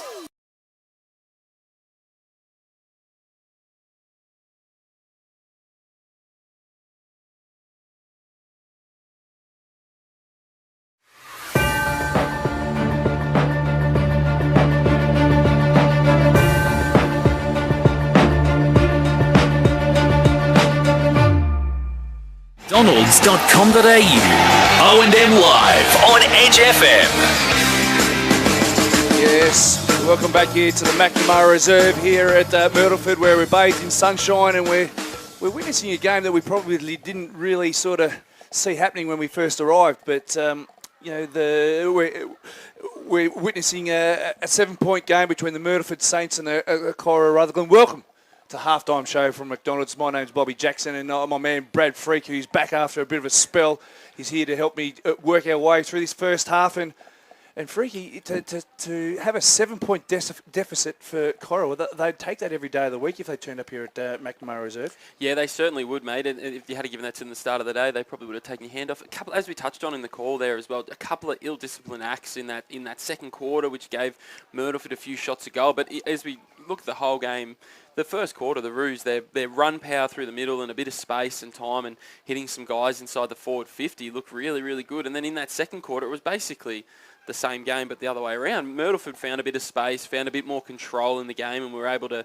hit some more targets and then translate that into the scoreboard as well and get in top of the game. So it's really interestingly poised now at halftime. Yeah.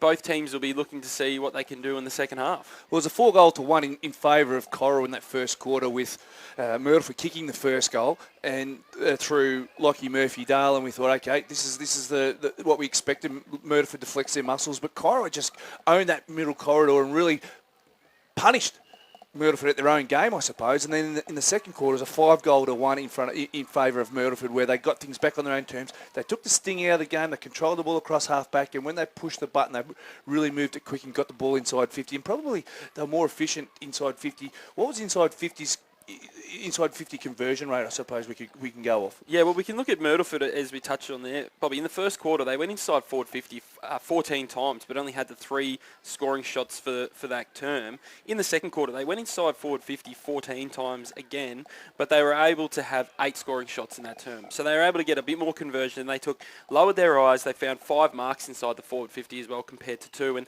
the ball really lived in their end of the ground. As we look at Corowa in that second quarter, only had the 6 inside 50s, and there was 3 of those were early in the term too. So the Saints were able to get on top. I'm loving the game of Big Riley Smith in the ruck. He's really giving them first use in the middle of the ground and even up forward as well. He's really become a really dominant player in this game, and he's probably a big key. And as we touched on, Bobby, when we saw the Roos run out on the ground, not a lot of height. No. So it's probably no great shock that Riley Smith, one of the big fellas for the Saints, he's really got his fingerprints all over the game, and in my opinion, probably been one of the dominant players in this game. Yeah, along with Ashton McPherson and Josh Maraka, they really kept them in that game in that first half, I suppose. You know, when the chips were down, those two boys were really getting their nose dirty and getting their nose into the trough. And then in the second half, you had the experience of Mitch Del Bosco and Matty Munro really chipped in to help out. But on the flip side, you know, Corowa, they'd be wrapped with their first half. They really, really come to play. They moved the ball quickly. They owned the ball across half-back with Tom Forrest and Will Axelby. They really took some intercept marks and rebounded really, really hard, particularly in that first quarter, whereas in the second quarter they were a little bit under fire, and Tommy Forrest would have probably took another 4 or 5 intercept possessions / marks. So, you know, Axelby and Forrest were really good. Throughout Angus Curry provided some real drive through that middle of the ground. You know, and then we had Deegan Purcell. He's kicked 3 goals in that first half and really provided a target up forward, where KB's probably played a higher role. Yep. And the two Amy boys have really got their nose in the trough as well around those stoppages and really worked hard at the coalface, I suppose. Yeah, and as you say, Tommy Forrest on our 40-wing stat sheet, he's had the 9 disposals to half-time, and I thought that he was one of the Premix King quarters best for the Roos in that second term. I think you touched on it in the call as well, that if they didn't have him, this margin could be much, much wider at half-time now. And yeah, young as Axelby as well, he's up to 13 disposals. He's our leading disposal getter on the 40-wing stat sheet. What we might do is we might go through the individual stat takers as stat winners now, and then we'll go through some team stats as well while you're on a roll, mate. Yeah, so on the 40 wings, we'll start with the Myrtleford side of things. Mitch Del Bosco up to 11 disposals at half-time, and as we touched on Riley Smith, he's had the 11 as well, been dominating the ground. Ashton McPherson up to 9, just been really solid in that middle of the ground for him. Cooper Thomason had the 6 disposals in that second quarter as well, so he's really built into the game. And if we have a look at the Corowa side of things, as we touched on, Will Axelby, he's had the 13 disposals. Tom Forrest, he's up to 9. Angus Curry, as well, has also had the 11 disposals as well. But we're just seeing some dominance in the team stats appear now in that second quarter. We've been able to see a clear break in where the ball is being living in this game. It's up to 28 inside 50s for the Myrtleford, only 14 for Corowa. Myrtleford had 14 in that term. So for in a whole half of what Corowa's been able to have, Myrtleford have been able to do that and produce it in a quarter. But, you know, obviously we touched on that first quarter that was so great for the Roos and their running power. They've been able to keep themselves in this game.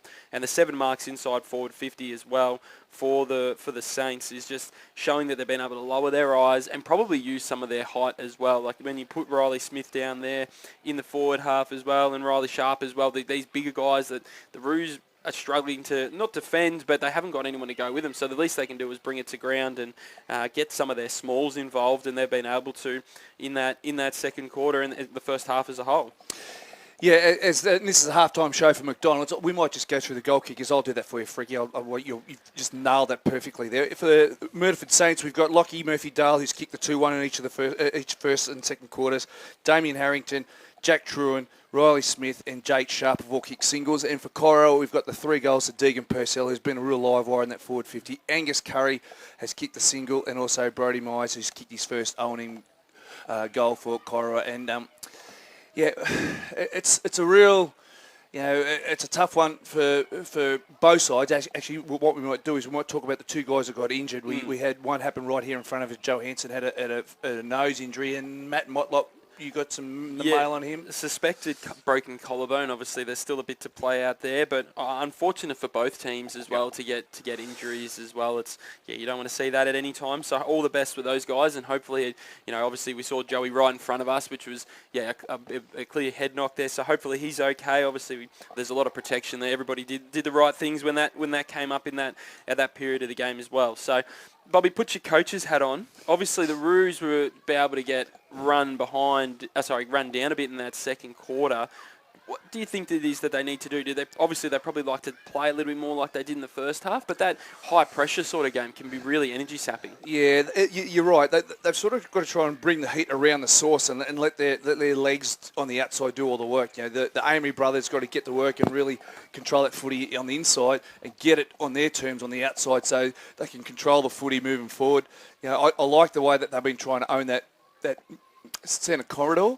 Whether the Myrtleford will give that back to them again, I don't know. I think they made some adjustments defensive-wise, but yeah, they're not KB-centric, which I really like seeing. I like KB up around the ball. He's got some really good foot skills and provides them a different option through the middle of the ground. So they've definitely got some tools there to really challenge Myrtleford in this second half. So it'll be interesting to see what sort of methods they go with in the second half because, as you said, it can be really, really taxing playing that high-pressure style of footy, particularly around the source, and expecting to get rewarded on the outside. So it's a Rob Peter to pay Paul when you're playing that high intensity around the ball. Well, obviously being a Pies man, we saw it a bit last night in the footy, wasn't it? You just need to tread water, make sure you're still in the game towards the end of it, and then you might be able to get a couple of quick late and just pinch the game as it goes on. And as we touch on the Ovens Murray and look at some other games that we go around the grounds for Everton Farm Supplies, Yarrawonga up by 16 points against North Albury there, 40-24.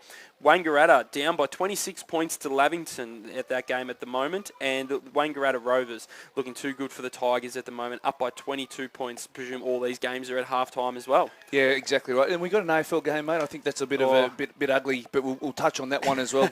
So North Melbourne is playing Adelaide three-quarter time in that game, and it is the Crows by about 80 points in that game at the moment. So I reckon you can probably put down your glasses in that one, Bobby, and say that she's all over there. Yeah, we'll just revisit those halftime scores at the other grounds. You know, the Albury Wangaratta Rovers it fascinates me a little bit. You know, Albury Tiger they've won their last two.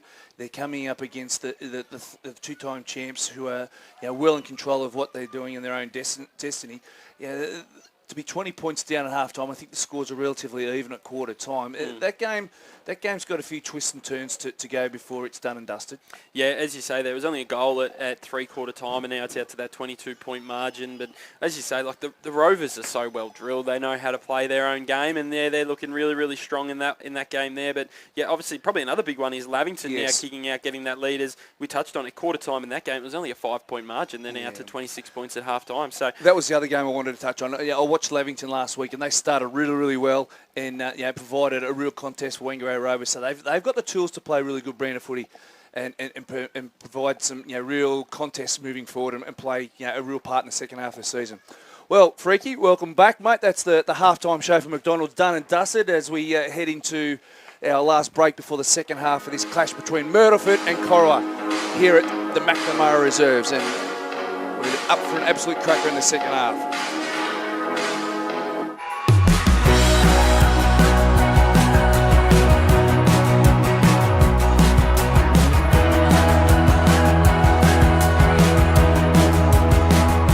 SS&A, this is your place. All right. I love you. Have a good shift. The all-new Nissan Navara, built for the grid shift.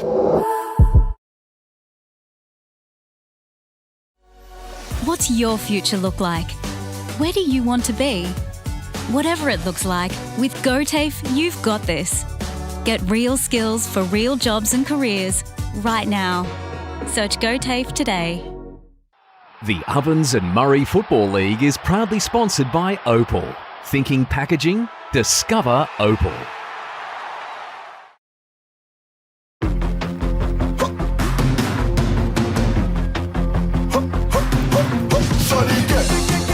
Shorty get inspired. How about that? This time, shorty get.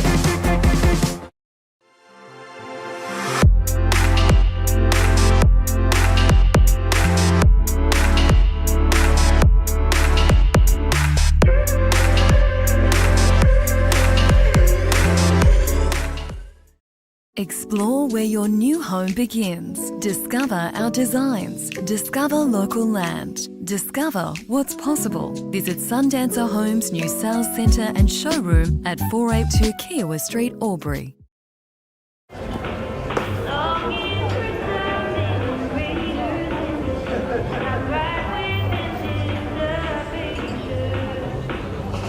I reckon I'll go mid. Carlton Drive 3.5. Embrace the mid.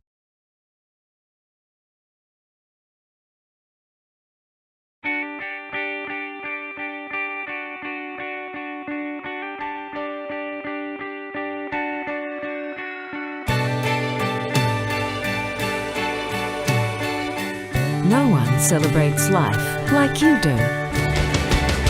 At Tobin Brothers Funerals, we're here to help you celebrate the life of your loved one, your own special way.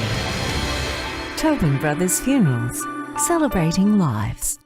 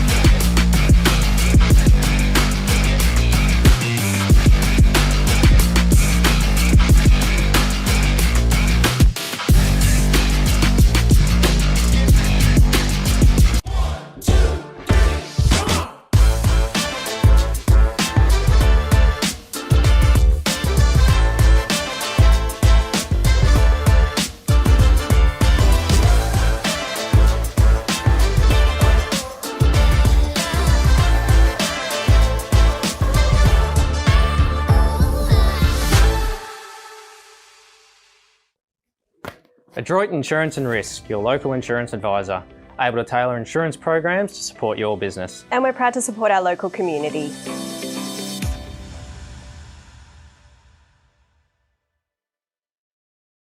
This goes out to all the athletes, the fitness buffs, and the huff and puffs.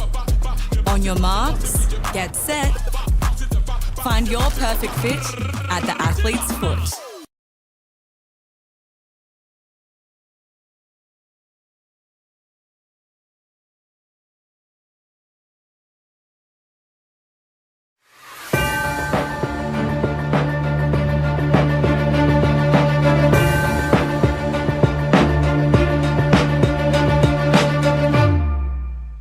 Edge FM. Welcome back to Edge FM's O&M Live, where the Saints lead by 7 points as we restart the third quarter. Perfect timing from Freaky, Bobby J and the crew. All thanks to Aubrey Wodonga MG here at the McNamara Reserve. Corowa led by 18 at quarter time. Myrtleford now lead by 7 points as we kickstart the third quarter. Harrington inboard hand pass to Riley Smith. Not the greatest of kicks inside forward 50. Meeting the football with pace was Thomason. Here's Jake Sharp. Lowers the eyes inside 50. Riccardi, the small man, with a great mark. He plays on straight away and finds Riley Sharp with about a 12-metre pass in a better spot. And he'll line up 48 metres out, tight angle. Straight away you see that Myrtleford are nice and clean. That ball didn't touch the ground right from the centre bounce. It was really clinical with the way they did it. The structures are set up nicely behind the footy, and then a good entry inside 50 to Brody. And Brody did the unselfish thing and passed it off. So this is a set shot about 45 metres out. I'm not sure he's kicked a goal today, Riley Sharp. No, he hasn't. I haven't put him down. It's a high sky ball. It's not going to get the distance. And Tommy Forrest, that's his 4th or 5th today, I reckon, Freaky in a set mark. Yeah, certainly. He's up for his 10th disposal as well. I think he's been one of the best for the Roos today. Certainly has, which is why he has earned a few VFL selections. He's turned it over, though. And Damon Harrington now has the ball on the paint of the 50. Squaring ball to big Riley Smith. In the Dukes. He will line up for his second goal. 45 metres out, slide angle. Jeez, I just turn into a spectator when that sort of stuff happens. You just sit back and you see a great kick inside 50 to a hard leading forward. That was a great kick by Harrington. You realise he was too far out and he was looking for the best option. And the big fella, geez, he works hard. He does the centre rucks and then pushes forward to provide option for his midfielders. And he's everywhere today, Riley Smith, isn't he? So he has had how many disposals, Freaky? This is his 13th. He's kicked a goal, big Riley Smith. He usually does this game really well. It's out to the right, and it's through for one minus score. So he's got 1-1 for the day. Does Riley Smith. The margin's at 8 points, 6-6-42 to Corowa 5-4-34. So what do Corowa need to do, Bobby J, if they are to stay in this contest in the second half? Well, they need to control the ball at the source and then get back and try and use that middle corridor again. And and spread the Myrtleford side from side to side until something opens up through the middle. So they've got the speed and the skill to do it. It's just whether they've got the gas in the tank. There's a few guys that have really worked hard in this first half to keep their side within 8 points of the Myrtleford Saints. So it'll be interesting to see whether they can sort of keep this going. Boundary throw in on centre wing. Deacon Clancy just left the football behind, and Myrtleford swoop in. Riley Sharp's kick has to be really good. It was a centering ball, and he just opens up Decky Yates with a chance, who caught one high.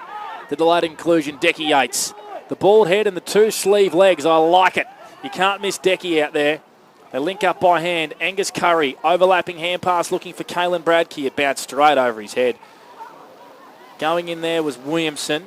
Goes by hand to Bradkey. Squaring ball. Who can mark? Riley Sharp floats back in the hole. Decky Yates, good hand pass out to the Texan Longmire, who wants his ride, retreats. Showing a little bit of candy there was Ayres. Gives it back towards Texan. They're over handballing here, Corowa, but the pressure for Myrtleford's really good. Axelby bites through a couple, dances around two, sets fire from 50. Will Axelby, one of the goals of the year it would have been. And it's across the face for a minor score. Corowa 5-5-35. Myrtleford 6-6-42. Margins back to 7 for Harvey Norman betting. Yeah, there was a lot of handballing, but they over-handling, but they still kept possession of the footy, which was probably the most important thing. Is they did overuse it a little bit, but they still had control of the footy, and they actually got a shot on goal that didn't miss by much. So yeah, they might be overusing it, but they're still controlling the ball. So I don't mind the intensity and the effort that they're producing, but just they need to get some scoreboard pressure on here, Freaky. Otherwise, it's a lot of effort for not much reward. Well, you really feel like the first goal in this second half is going to be so important. You think that if the Roos are able to get it, they gain some momentum, but if the Saints can get it, you think they might be able to run away with it a little bit here. Brad Freak for 40 winks and Bobby Jackson for Avis Wangaratta. Blake Penderescott with you for the Wangaratta pump shop. As Myrtleford try and bring the ball forward down the far side. McPherson. Munro was ripped off the football. Trying to get a free kick. Ferguson, good pressure from Curry, and Corowa might make him play on the turnover here. Bradkey, good hand pass. 1-2, gets it back. KB, flying shot from 50, tied up against the boundary. Caelan Bradkey has a big boot on him. It's through for a minor score. Couple in a row here for Corowa. 5-6 to 6-6. It's a one-goal game, Bobby Joe. I can't help but think that KB might just have a bit of an impact or a bit of a say on this game before it's done. I think he just hasn't had the opportunities to hit the scoreboard, but there's something about it. Something about it. He's getting up the ground a lot today, isn't he, KB? I mean, he's not that traditional full forward. He's spent time in the ruck. He's running towards goal instead of running, away from goal, leading at the football. So he's had to go get a lot of his own footy, Bobby. Yeah, he certainly has. And he's just drifting a little bit deeper now, so he might be that more of a traditional role might be his in the second half. Boundary throw in to the left of the scoreboard, out on the far side. Munro out of the stoppage. Snapping ball down the line. Riley Smith tackled by Tom Forrest. Ball up through centre wing. Just Tommy Forrest, he was matched up on Brodie Riccardi there late in that second quarter. Now he's on the big bopper in Riley Smith. So he's very, very versatile, Tommy Forrest. He's having an outstanding season, and all the rewards that are coming his way, it definitely earned. Well, hopefully he's playing interleague next week. He's in the squad, and that squad gets trimmed to 25 on Wednesday. He's playing against the coach today, and he's proving his parts. Sharp, inside 50 for Myrtleford here. Riley Smith picks up the ball, the big ruckman, flying, dribbling shot on goal. Is through for one minor score. Myrtleford now, 6-7-43 to Corowa 5-6-36. 6 minutes played for Club Mile Whaler. Third quarter for Auburn-Ongar MG. Ashton McPherson up to 5 disposals on the 40-wing stat sheet inside the first 6 minutes in this quarter, so he's been everywhere for the Saints. 5 disposals. In the third quarter. Wow, he has been everywhere. He's had a game. He's played well. Angus Curry, how many for him, Freaky? Angus Curry's coming up for 13. He's brought down a big, strong tackle by Ashton McPherson. He's all but hog-tied him. That was a great tackle. Who is letting him know all about it as well as Ashton McPherson. He doesn't mind having to go back and saying a few words, does the young man. Sits this one up into the leading lane of Riley Smith. They fly. Amory took the contact. That was Elijah. Got it out before he was going to get caught holding the ball. Pickle Rick Lavis. They need to get him involved. Dribbling kick into the middle of the ground. Ask KB to come at the football. Riley Calvin has to be clever. Almost got his head ripped off by Declan Yates. The late inclusion. And Calvin wins a free kick straight down the middle of the ground. Finds Jake Sharp. Kicks it across his body to a favouring side of Riccardi. He worked that well. He just got grabbed at the final minute, Riccardi, and he will line up 25 metres out on a pretty slight angle, Bobby J. Yeah, just clever there by Brody. That's great forward craft. He just got a handful of jumper, and you could just see the colours sort of stretch across the front of him when he did that, and that was a bit of a giveaway, an easy pick for the easy cue for the umpire to pick that one up, and this is a straightforward shot for Brody. Put the Mozza on him. Hasn't kicked a goal in the last couple of weeks, Brodie Riccardi. He has now, directly in front, makes no mistake. Thanks, Brody. Brodie extends the margin out to 13 points now for Myrtleford, 49-36 on the Harvey Norman betting scoreboard. Yeah, it was great forward craft there by Brodie Riccardi, but it was just that quick play by Calvin in the middle of the ground there after that free kick to get it quick to Jake Sharp. And just again, quick footy has been direct today, and that's what's getting each team on the scoreboard. 5 inside 50s now for the Saints in this third term. As we touched on, Ashton McPherson has really turned it on and putting the team on his shoulders. He's up to 6 disposals in this term, 15 for the game. Corowa expending a lot of energy trying to stay in this game, whereas Myrtleford goals are just coming a little bit easier. Yeah, yep. effort more, not using as much effort. So Corowa just need to start getting a few bang for bucks here, otherwise the petrol tickets are burning up by the second, and petrol prices nowadays, Pandy, you just can't afford to burn too many, can you? Well, thankfully they are slowly coming down, but then we all just got one up the codger, didn't we, on Wednesday with the budget. We won't touch on that. We just keep copping it, don't we? Yep. We are the minions. Ball up to the right of the circle. Living bent over, aren't we? Yep. There's Bobby J and Panda's thoughts for you, all thanks to Avis Wangaratta. Free of charge. Political correspondent. I think we all thought the same thing. Ball up again. It's the third ball up in the middle of the ground. Bring back Bobby Hawke. Myrtleford have kicked 6 of the last 7 goals and have this game in their grasp. Del Bosco intercepted by Forrest. They're under pressure. Intercepting here is Miotto. Inboard hand pass towards Riccardi. He goes to Munro. He's a left footer and he makes no mistake. Myrtleford firing on all cylinders here.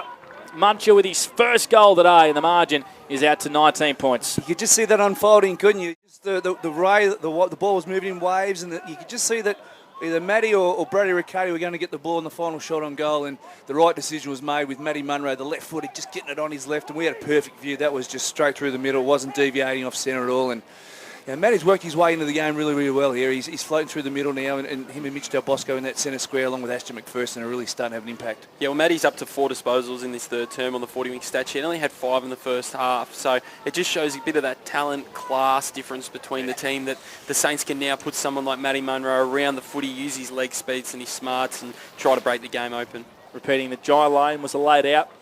Liam McCarthy also, and Emmett Northey for Corowa, so all 3 emergencies playing as McPherson gets it on the boot in the hurry, inside 50. Big pack of players form. Riley Sharp, clean at ground level, centering ball. Riccardi! Oh, not paid the mark. Umpire says play on. Must have spilled it at the last second as he snaps it towards goal. And Tommy Forrest sticks the duke up and takes the mark in the defensive goal square for Corowa.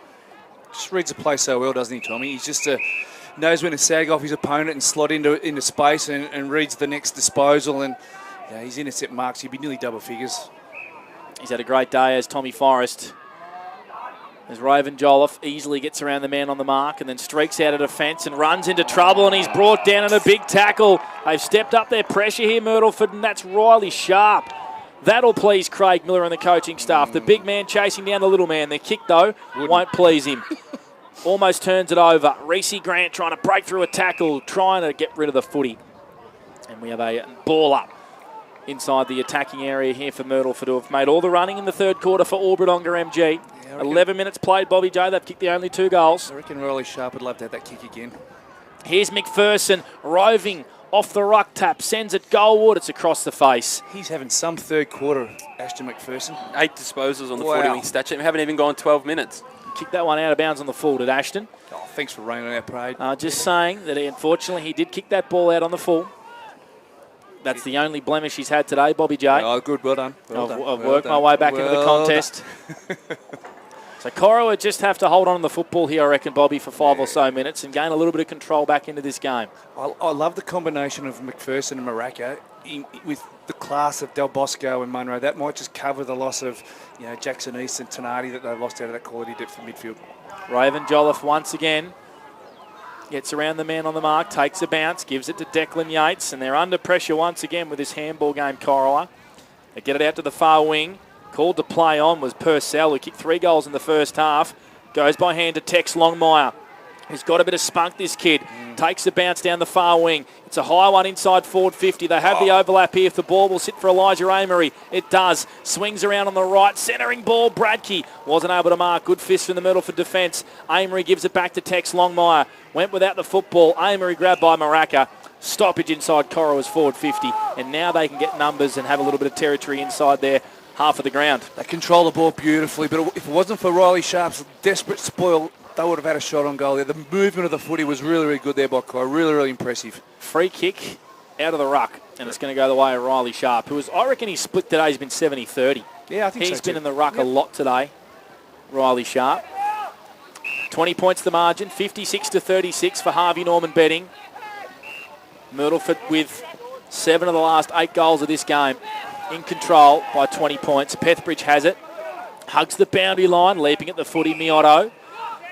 Marks right in front of our commentary position. A metre or so in from the boundary. Kicks it down the wing. Why not? Looking for big Riley Smith, who wasn't able to mark, but he'll get you at ground level for a 200-centimetre man. Overlapping hand pass to Truan. Onto the hard-running McPherson. He's been best on ground, and he kicks a steal line goal today.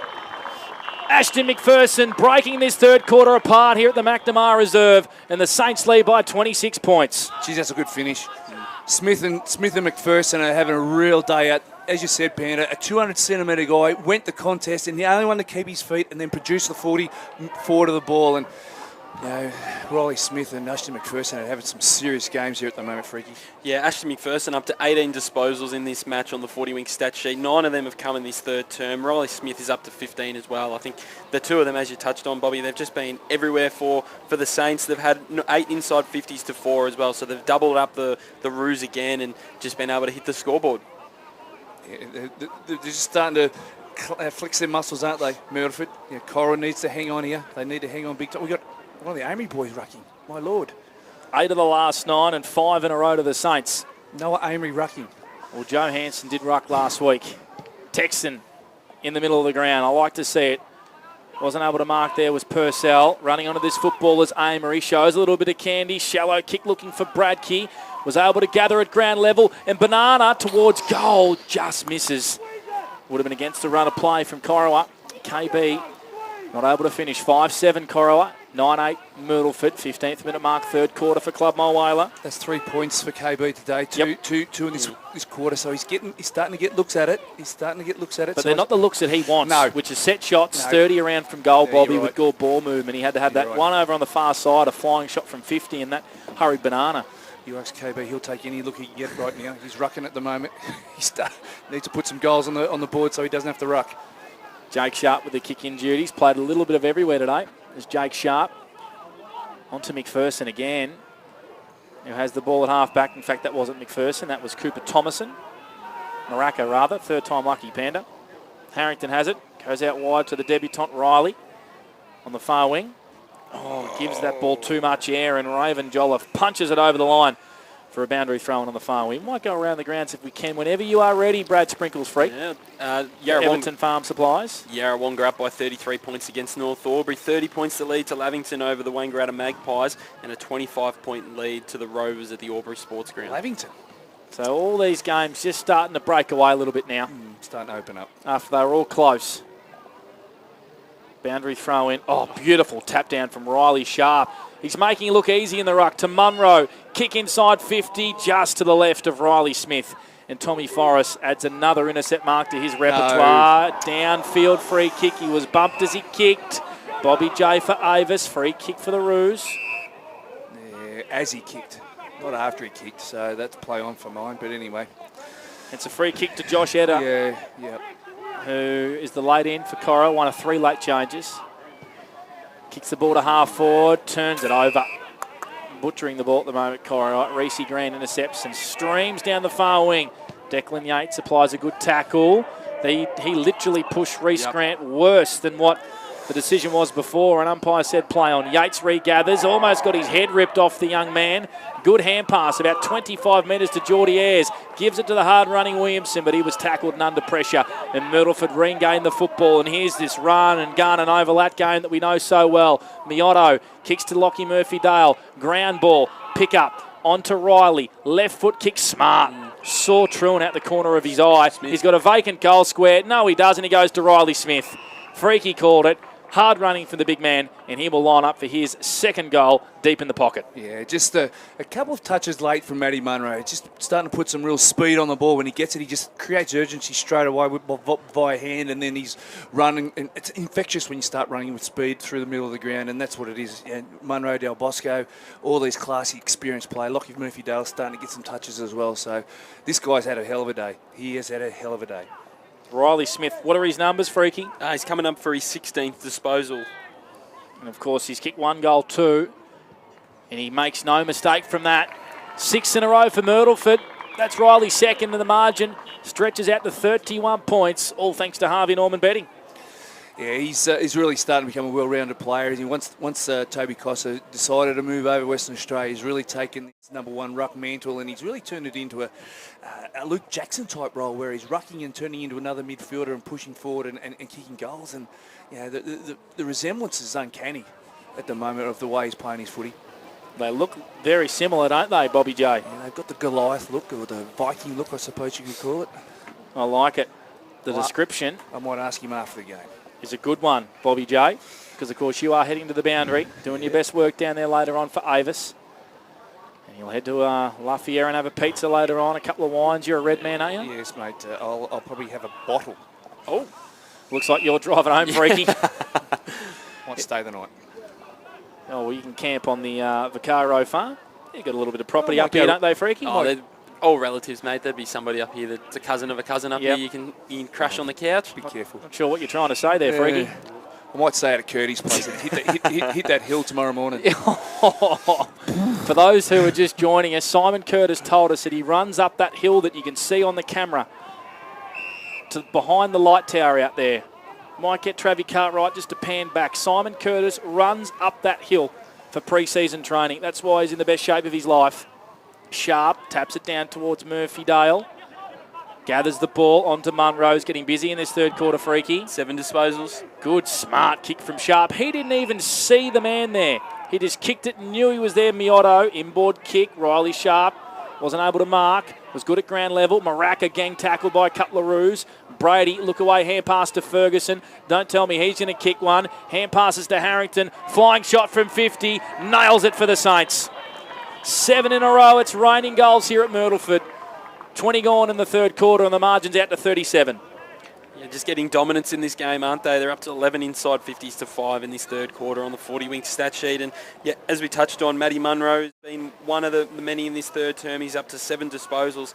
He only had the 5 in the first half himself, so he's really got busy. His leg speed's really broken this game open. Just his decision-making with the footy in hand, he's been sensational. And Ashton McPherson, as we touched on, he's had the 9 disposals in this third quarter as well, so he's been really, really solid for the Saints. Yeah, decision at speed and class combined is a lethal weapon, and Matty Munro, he's been around for a long time and knows how to wheel and deal in those situations, and he's been fantastic this third quarter. Well, I can tell you, around the grounds for Everton Farm Supplies, there really isn't any close games.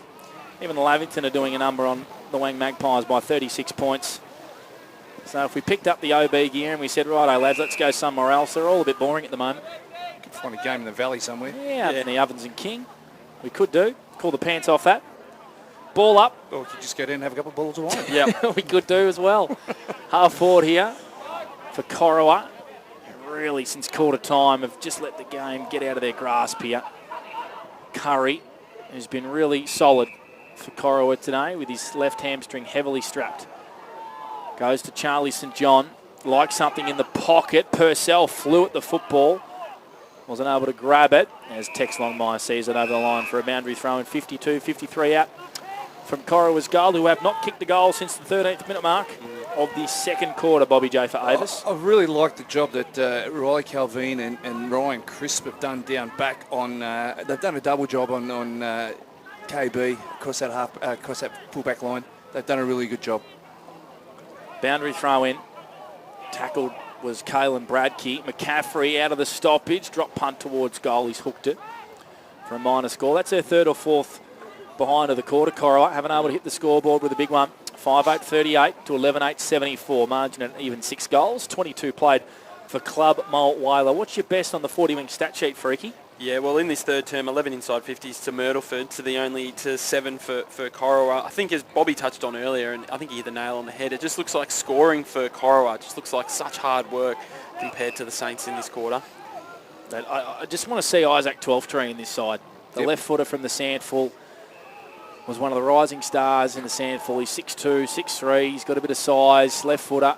Just want to see him have a crack with KB, but he hasn't been able to get on the park with a hamstring injury. Hopefully after the interleague bye, as Myrtleford go corridor bound once again. Harrington fumbled the football as he received it from Riley Sharp, who's done a lot of rucking today. Gives it back to Harrington and goes try again, Damon. He does well, finds Jared Wallace, the late inclusion. Multi-talented sportsman as well as Jay Walt. Plays a bit of cricket for the Wang Magpies with his mate out there, Reece Grant. Bobby J likes him. Riley Smith pops it into the pocket for Truan. Good ball movement once again from Myrtleford, Bobby J. And Smith being involved there again. And, you know, you've got to take the whiteboard feedback when you get it. There's no cricket talk from me this weekend, so you know, feedback's a gift. But, yeah, the Myrtleford Saints are really starting to flex their muscles and control the footy whenever they can. And Truan passes it off into the pocket over the head of his target, which was Damon Harrington. Ball still alive here as Riccardi is wrapped up right on the goal line. We'll have a ball up literally a metre out from Myrtleford's goal. They've kicked 5 goals to nothing in this third quarter for Albury-Wodonga MG. So far we've played 23 minutes for Club Mulwala. Ball still alive just inside Myrtleford's attacking 50 as Forrest reefs it out of the defensive area. Clever from Brady Sharp. One-on-one out there with Charlie St John. He's got 4 Saints to beat. Look at the red, white and black jerseys out there as Purcell. In fact, that was Forge. Wasn't a great hand pass. Swooping on this footy. Banana-ing from 40. Ashton McPherson minus score. How many now in the third quarter for Ashton? 10, 19 for the game. Pandy?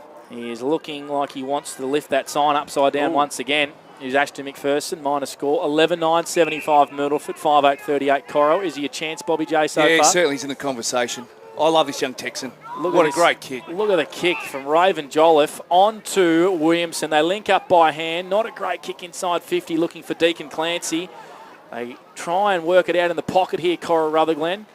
When they've moved the ball quick from the defensive goal kicking, they've been all right. They've been able to open up Myrtleford. And they have a forward 50 stoppage in front of the scoreboard here. Yeah, they've looked really good when they move the ball quick. It's just a final little nail in the coffin, isn't it? They just can't seem to get that right. Unfortunately, that's what's separating Corowa, the Raiders and North Albury. That final kick inside forward 50, just sort of letting them down. It's the skill execution. Harrington gathers the ball out on the far wing.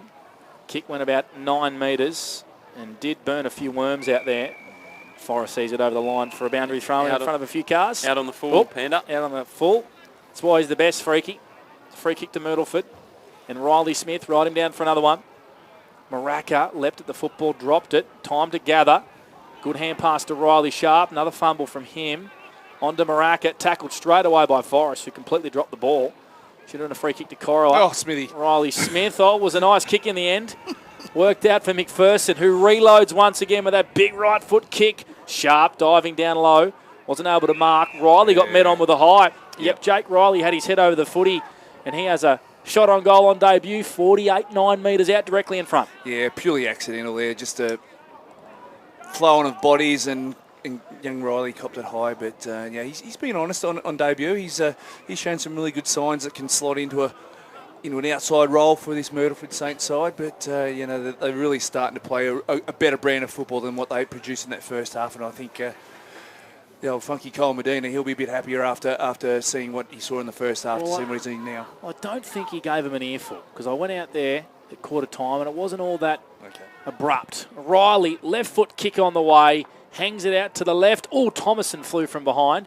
Ball stays alive here. Gathering the football was Thomason. Good hands to Murphy Dale down low. Back to Thomason. Could have set sail for goal. Trying to find Truan, who's going to claim the mark. Yep. He slid in low, bounced off his chest and got it on the second bite of the cherry. Guess who was involved again, boys? Thomason? Big Smithy. He's everywhere at the moment. There was a handball. He dished a handball out there, and he's everywhere. I just think, I said it round one, I reckon this Cooper Thomason's got mark of the year in him. I just reckon he's got that something about him where he's going to sit on some pool bugger's head. Jack Trewin, who snaps from 30, he kicks it shallow. Go the drop punt, Jack. He's kicked 1 goal, 2. It's not trendy. It's not trendy to kick the drop punt from there. I know it is, and I know. Ask Sam Draper. Margin back out to 38 points. 11-10-76 Myrtleford. Corowa 5-8-38. 28 minutes played here in the third quarter. All thanks to Club Mulwala. You can just see the centre of the ground. They're just trying to work through the centre of the ground. There's a lot of space in there for them to get into. They're going to man-on-man Myrtleford in the kick-ins. The hand pass from Tommy Longmire was while he was pretty much marking the ball. He gave it straight back to Raven Jolliffe. Kalen Bradkey gets a possession. His own defensive 50 here, a long way from home. Kick out to the far side is turned over on the far wing. It's just breaking down for Corowa ever since that opening quarter. They do get the ball back here. Axe will be tackled straight away. And we have a siren. Three-quarter time sounds here at the McNamara Reserve, and it was a quarter dominated by the Myrtleford Alpine Saints. They lead by 38 points at the final break. Riccardi, Munro, McPherson, Smith and Harrington all getting involved in that third quarter. 76-38. It's O&M Live, and on O&M Live, you will not miss a thing.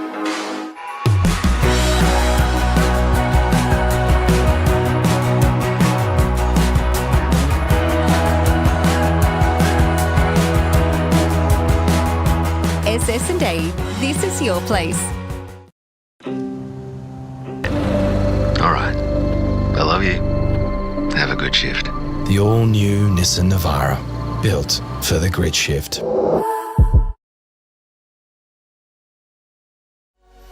What's your future look like? Where do you want to be? Whatever it looks like, with GoTAFE, you've got this. Get real skills for real jobs and careers right now. Search GoTAFE today. The Ovens and Murray Football League is proudly sponsored by Opal.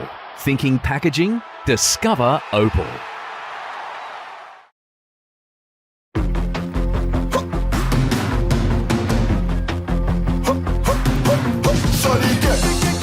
Shorty get inspired. How about that?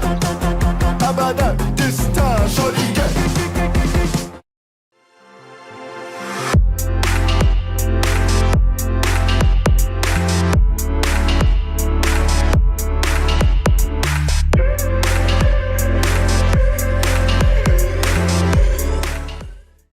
Explore where your new home begins. Discover our designs. Discover local land. Discover what's possible. Visit Sundancer Homes' new sales centre and showroom at 482 Kiowa Street, Albury.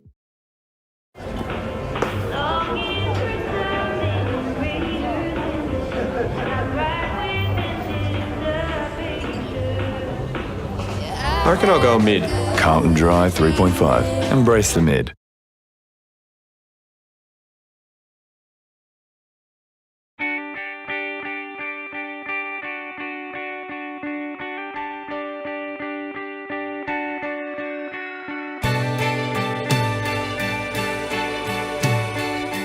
No one celebrates life like you do. At Tobin Brothers Funerals, we're here to help you celebrate the life of your loved one, your own special way. Tobin Brothers Funerals, celebrating lives.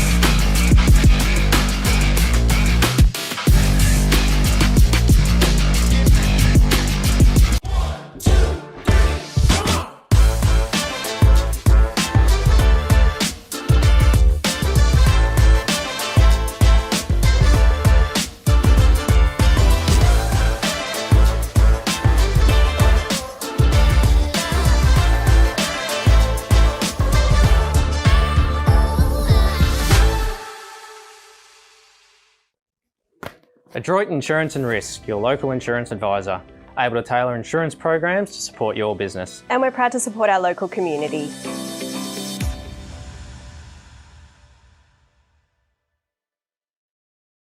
This goes out to all the athletes, the fitness buffs, and the huff and puffs. On your marks, get set. Find your perfect fit at the athlete's foot.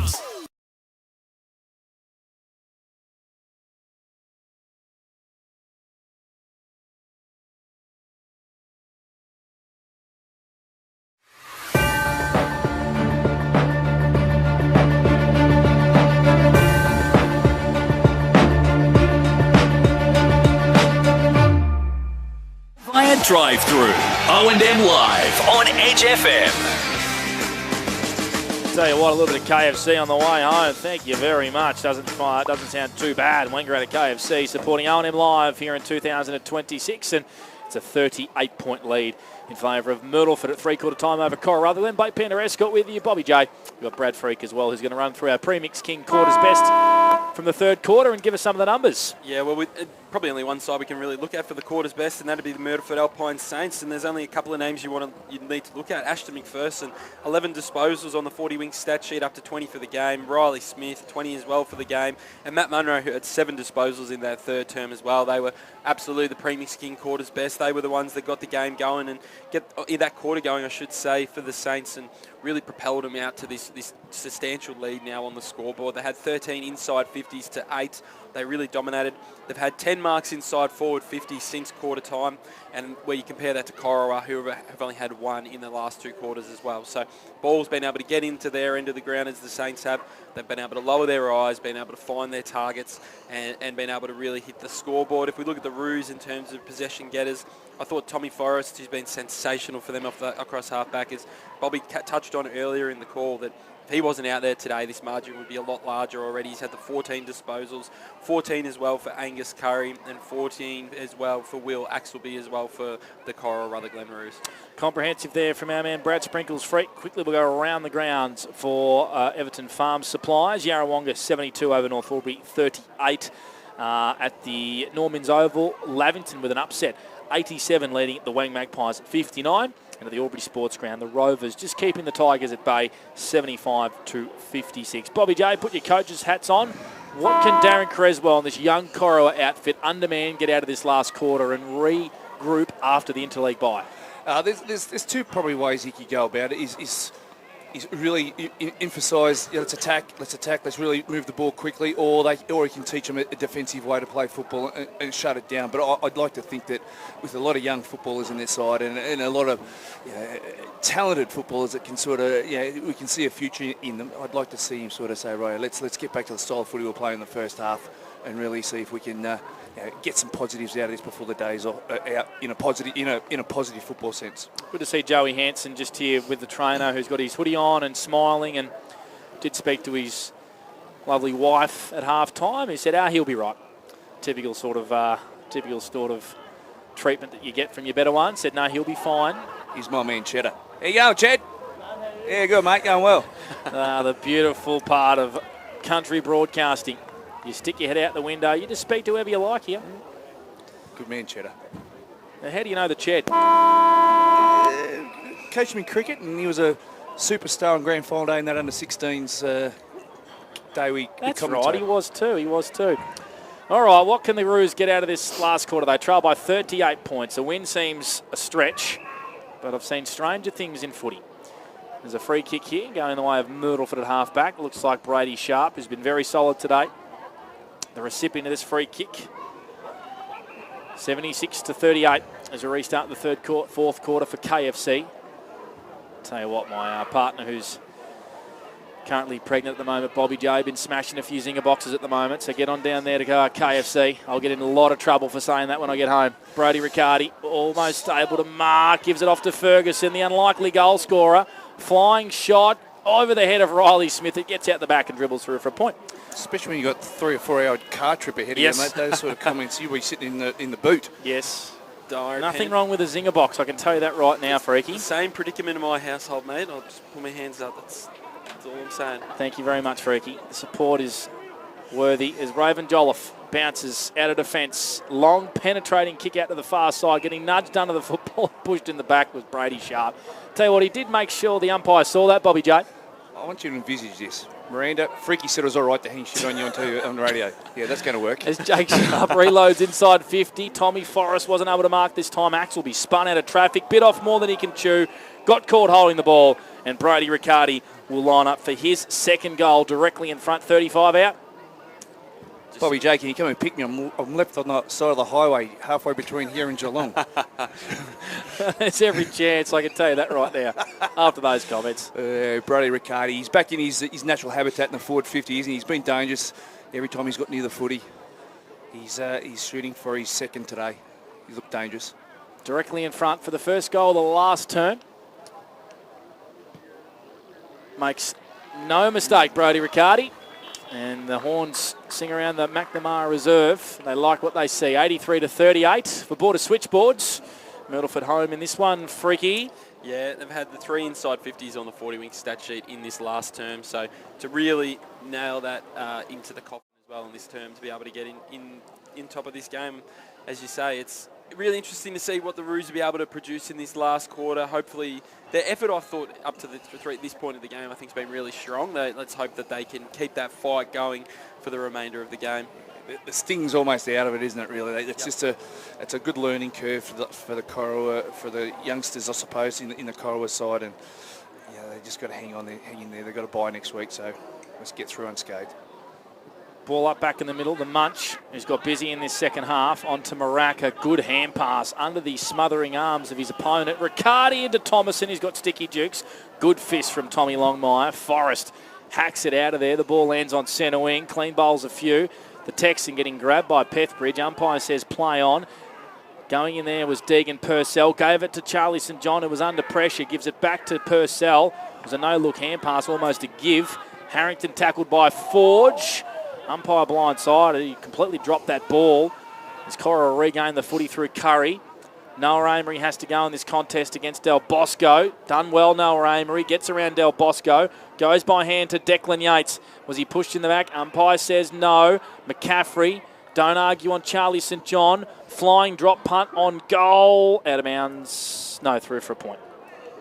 Through for a point. And that trend of hard scoring continues for Corowa Rutherglen. Nothing is coming easy for them as we just see the old Windows XP pop up on the scoreboard over here, Freaky. Been up a couple of times in this half. Well, lucky it's that and not something else. I'll leave it there, shall we? Kick in from Myrtleford. You don't typically see that from the home team that's up by a bit. They want to just keep the score up there. They don't really want to disturb it too much. Ferguson marks. He's going to wheel onto the right. He's been up the ground a little bit today, Nick Ferguson. Kicks to a 1-on-2. Good fist from Raven Jolliffe. Away from Lockie Murphy-Dale. Curry.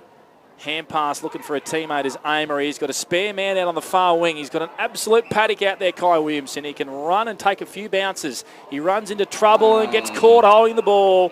Sums up Corowa's game since quarter time, Bobby J. Yeah, well, you look forward to the footy, and KB's got 3 Saints against him, and that's probably what was going through Williamson's head when he had the second bounce and he saw a massive big sharp coming at him. Not shark, sharp, and swallowed him up whole. Here's Reece Grant, kick inside 50, Truant. I really like what Reece Grant and Nick Ferguson brings to this Myrtleford Saints side. They were battlers last year, but they've played every game this year, and they've really brought a hardened edge to the side where they're fighting for their spot each week, and it's producing really good footy. Good call, Bobby. Good call indeed. All thanks to Avis Wangaratta. So Truant, who has kicked 1 goal, 2 in this game, will line up in front of the scoreboard, 48.9 metres. Distance won't be a problem. Accuracy is, and he adds to the tally, albeit a point.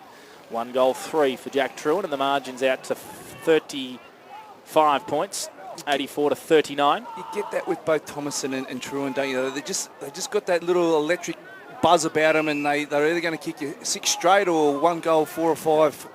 You know, they're dangerous. They're dangerous. Make that 45 points. Mass is not my strong suit. Del Bosco intercepts across centre wing. Inboard to Truant again. Just speaking about his inaccuracy before. Kick into the pocket, looking for Riccardi. He's been busy in the second half, trying to get past a tackler. Thomason swung around in a couple of tackles. Brody Ayres gives it to Tommy Longmire. Goes short to Axelby. Are we doing his numbers, Freaky? Yeah, we are up to 15 now. He's been solid. As Williamson streams out of defence for Corowa. Down the far wing, kicks to a one-on-one. I reckon that's the first contested mark KB has taken for the day, and it's 200 metres from where he'd like to be. Exactly.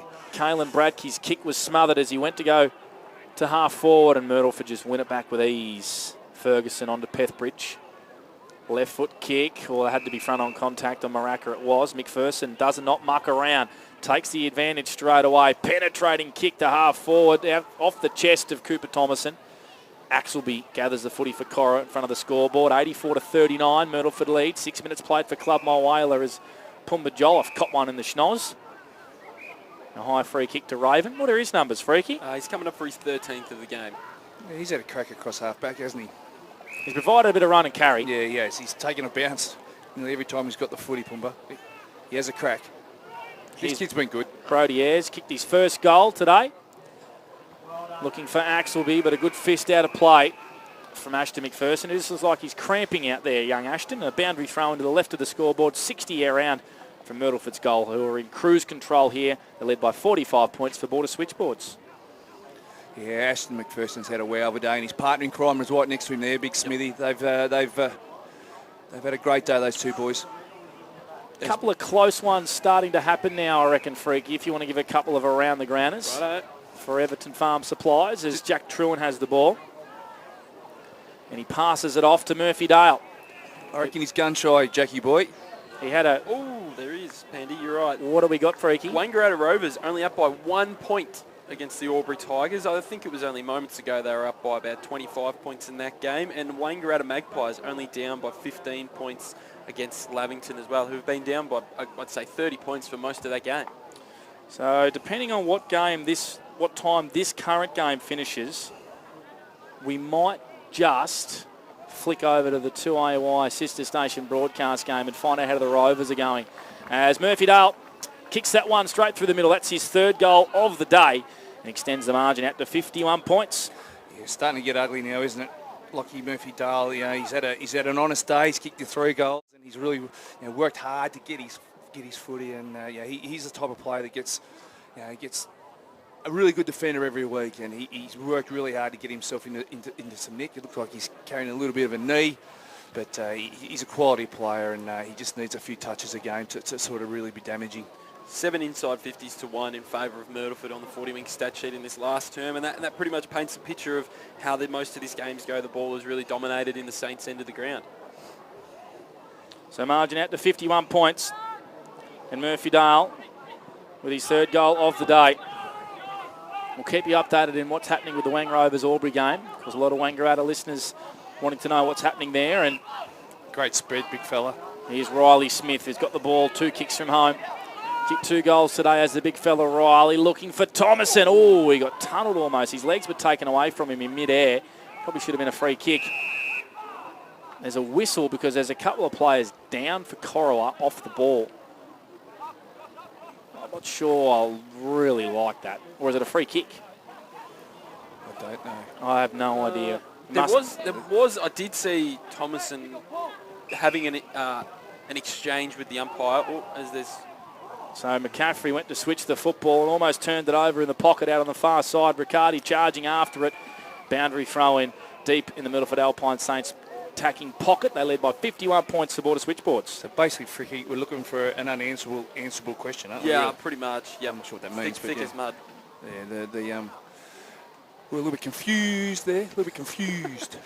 Anyway, we'll keep you entertained here on Edge FM's O&M Live. Stoppage inside attacking 50. There's a free kick for holding the ball here. Going to go Corowa's way. In front of the scoreboard. So how many for McPherson, Freaky, as he edges his way towards the Revel training player of the day, or Big Riley Smith? I reckon that's who Bobby's thinking of. Yeah, McPherson's up to 21 disposals on the 40-wing stat sheet, and Big Riley's had the 22. Riley's also kicked a couple of goals as well, I should say, and McPherson's kicked the 1 snag as well today. So, yeah, to me, they've both been the 2 standouts in this game, and I'll leave it up to Bob to decide Little which pressure. one is the Game who set, takes it. Game, set, and match, I reckon. Good on you, Look, Freak. listen to you're Riley right. Smith's stats. Game, set, Just and match. A little bit older, a little bit more experienced than me, Bob. You just know how to handle these positions a little bit better. Horseshit. We'll leave it there, hey. Boundary throwing out on the far side. Margin at 51 points. Myrtleford Come on, boys. Let's get this home. Come on. have kicked Get it home. 5, 7, 9 goals in a row. And they have kicked 12 of the last 13. The last Corowa goal came in the second quarter through the hands of and boot of Deegan Purcell, who's kicked 3 goals today and probably been Corowa's best look inside forward 50. Ball goes out on the far side. You got a score around the grounds, Freaky? Yeah, for Everton Farm Supplies, 3-point game now between Wangaratta and Lavington. Lavington up there by 3 points, and the Wangaratta Rovers up by 6 points against the Albury Tigers. So that game's probably a minute and a half in front of us at the moment. So depending on what happens here, we may, depending on what time the siren ends, may just flick this on for 30 or 45 seconds as Bobby J goes out and tries to interview our player of the day. I know our panel up back in the studio, Matty Hobbs, he's the best in the business. Is our man Hobbsy. He'll be all over it. Ball up, out on the far side. Here at the McNamara Reserve, Riley Smith with another tap down. Maraka, how many for him, Freaky? Yeah, not doing his stats, mate, Okay, so I couldn't tell you. Cop that, Josh. He's 20, we'll just say that. He was ripped off the football. I reckon there's a down-the-field free kick here for the Myrtleford Alpine Saints. Yep. Yeah, just a late little high riff. Yep, and it's a free kick to Cooper Thomason. Just outside attacking 50. He's going to have a shot. He's going to have a pot shot. How many's he kicked today, Bobby J. Cooper? No, he passes it off, looking for Lockie Murphy-Dale, and Geordie Ayres was all over him. Out the back of the contest, met heavily was Matty Munro. 2 blokes going hard at the footy. Pumba Jolla for Matt Munro, and both of them are all right, which is what you want to see. Yeah, both of them are up for the contest. And another stoppage inside the Myrtleford attacking 50. How many inside 50s in this last quarter, Freaky? 8-1 in favour of the Saints. Murphy-Dale getting busy, spinning out of traffic, tackled, holding the ball, free kick to Corowa. There's a little bit going on here off the ball. High free kick that's been paid here by the non-officiating umpire. And it's going to Murphy-Dale. Oh, so he was caught holding the ball. And a free kick to Cora Rutherglen, and now it's been reversed, and it's going to go the way of Murphy-Dale. Wow. There's a lot going on there in a short space of time, but Lockie Murphy-Dale, he's going for his 4th here, and you don't give this guy too many opportunities. He'll tear you apart, but he's slowly but surely getting himself back into some sort of nick. He's got to run up longer than DK Lilly here. He's gone back to the 50. It's Mitch Stark style. Gee whiz. He's got a long run up, Starkey. He has. So margin still 7 points at the Albury Sports Ground between the Rovers and the Tigers for Everton Farm Supplies. Lockie Murphy-Dale kicking for his 4th. And to stretch the margin to 57 points, he does it. That's his 4th for Lockie Murphy-Dale. Back into form today and giving a little bit to Geordie Ayres, who has now just been ripped off the football. And if we're being consistent, that should be a free kick. Correct. It should be a free kick at the centre of the ground to Corowa. Come on, boys. It's been a long day. Let's get on with it. So there's a bit of a scruff off the football here, and there's players going down everywhere. And now there's a whistle, and there's a free kick, and it's going to go the way of Myrtleford. Is it? I don't understand. I don't know how that can happen. Geordie Ayres has been ripped off the contest. Now 50. It's 50 and a certain goal to Myrtleford. I don't understand. Are we watching a different game here? I know umpiring is a tricky, very difficult thing to do, but the whole situation was pretty much the same. And to pull out a free kick out of that, there was obviously what we're trying to get at it. There's probably something similar to that before that's happened. So who kicked that goal in the end? Because I was writing down in my sheet.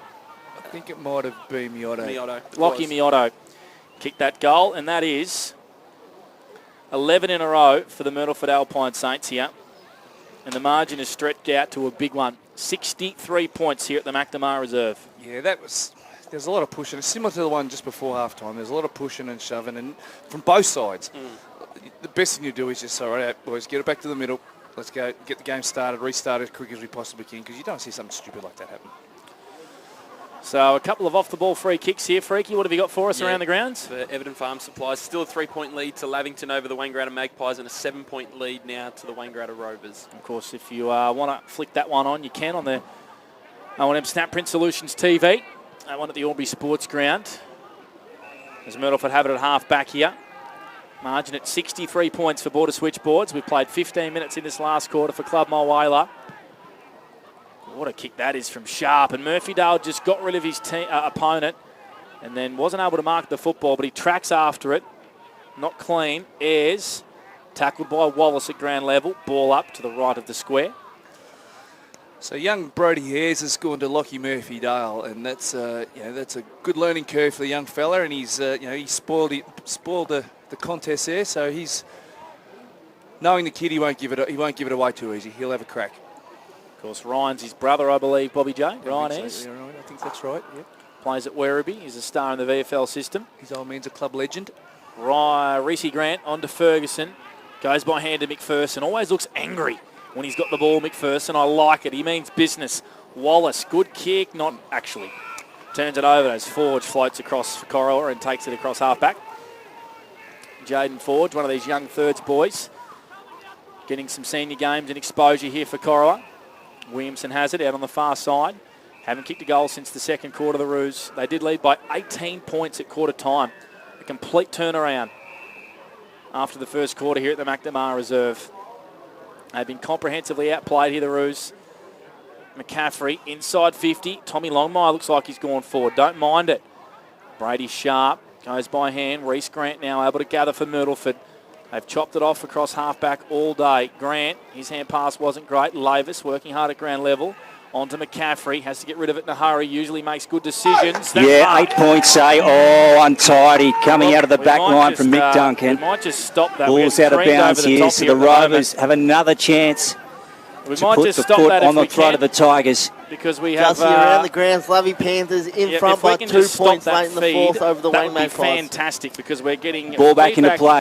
In our ears as a Corowa man is lining up for goal. And that is young Angus Curry. Completely frazzled there, sorry boys. It was. Luke Francis was talking to me there. He was indeed. As Angus Curry lines up, wasn't able to get to the goal line. Good mark from Ryan Crisp for the Myrtleford Alpine Saints. A rare shot on goal for Corowa. And Myrtleford. Rebound once again. Del Bosco has it at half-back. Scores around the grounds. Freaky for Everton Farm Supplies. We'll get those if we can. 2 close ones. Yeah, Rovers up by 8 points against the Tigers and still a 2-point lead to Lavington against the Wangaratta Magpies. Yeah, some silly man decided not to go to that game. As Harrington goes inside forward 50. Bouncing ball. Jolliffe tracking after it. J-Wild can't believe his luck. Jared Wallace, bananas on goal. Bang! He gathered the football, it spilled out of the contest, and Wallace makes no mistake from about 20 metres. Bananas it on the right, and that is the 13th goal in a row for the Myrtleford Alpine Saints. Yeah, I think Lockie Murphydale had a nice little deft touch. I'm going to give him all credit there. He seemed to tap the ball out in the front of Wallace, who was a good man, front and centre, running hard to the contest and got rewarded. I often dreamt about Luke Francis. I'm talking in my sleep. It's a bit of a nightmare more than a dream, but Luke Francis in my ear just then mid-call was a real worry.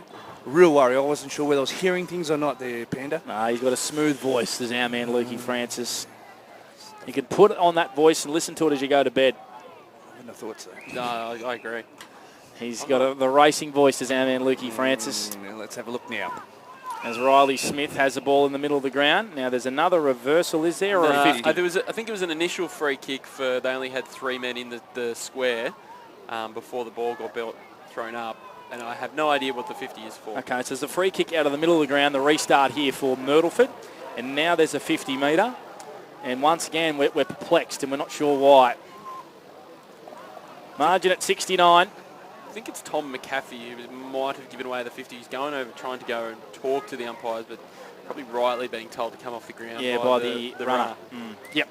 So clearly he's frustrated. He's not the only one. Riley Smith for his 3rd goal, straight through the middle for the big man. Margin at 75 points. Riley's got 3, and I reckon he's sewed up the Rebel Training Player of the Day. I think that just made your decision a bit easier, did it, Bobby? Oh, look, young Ashton McPherson's had a day out as well, and they've both played really, really good games of footy. The big fella's been outstanding, hasn't he, right from the centre bounce.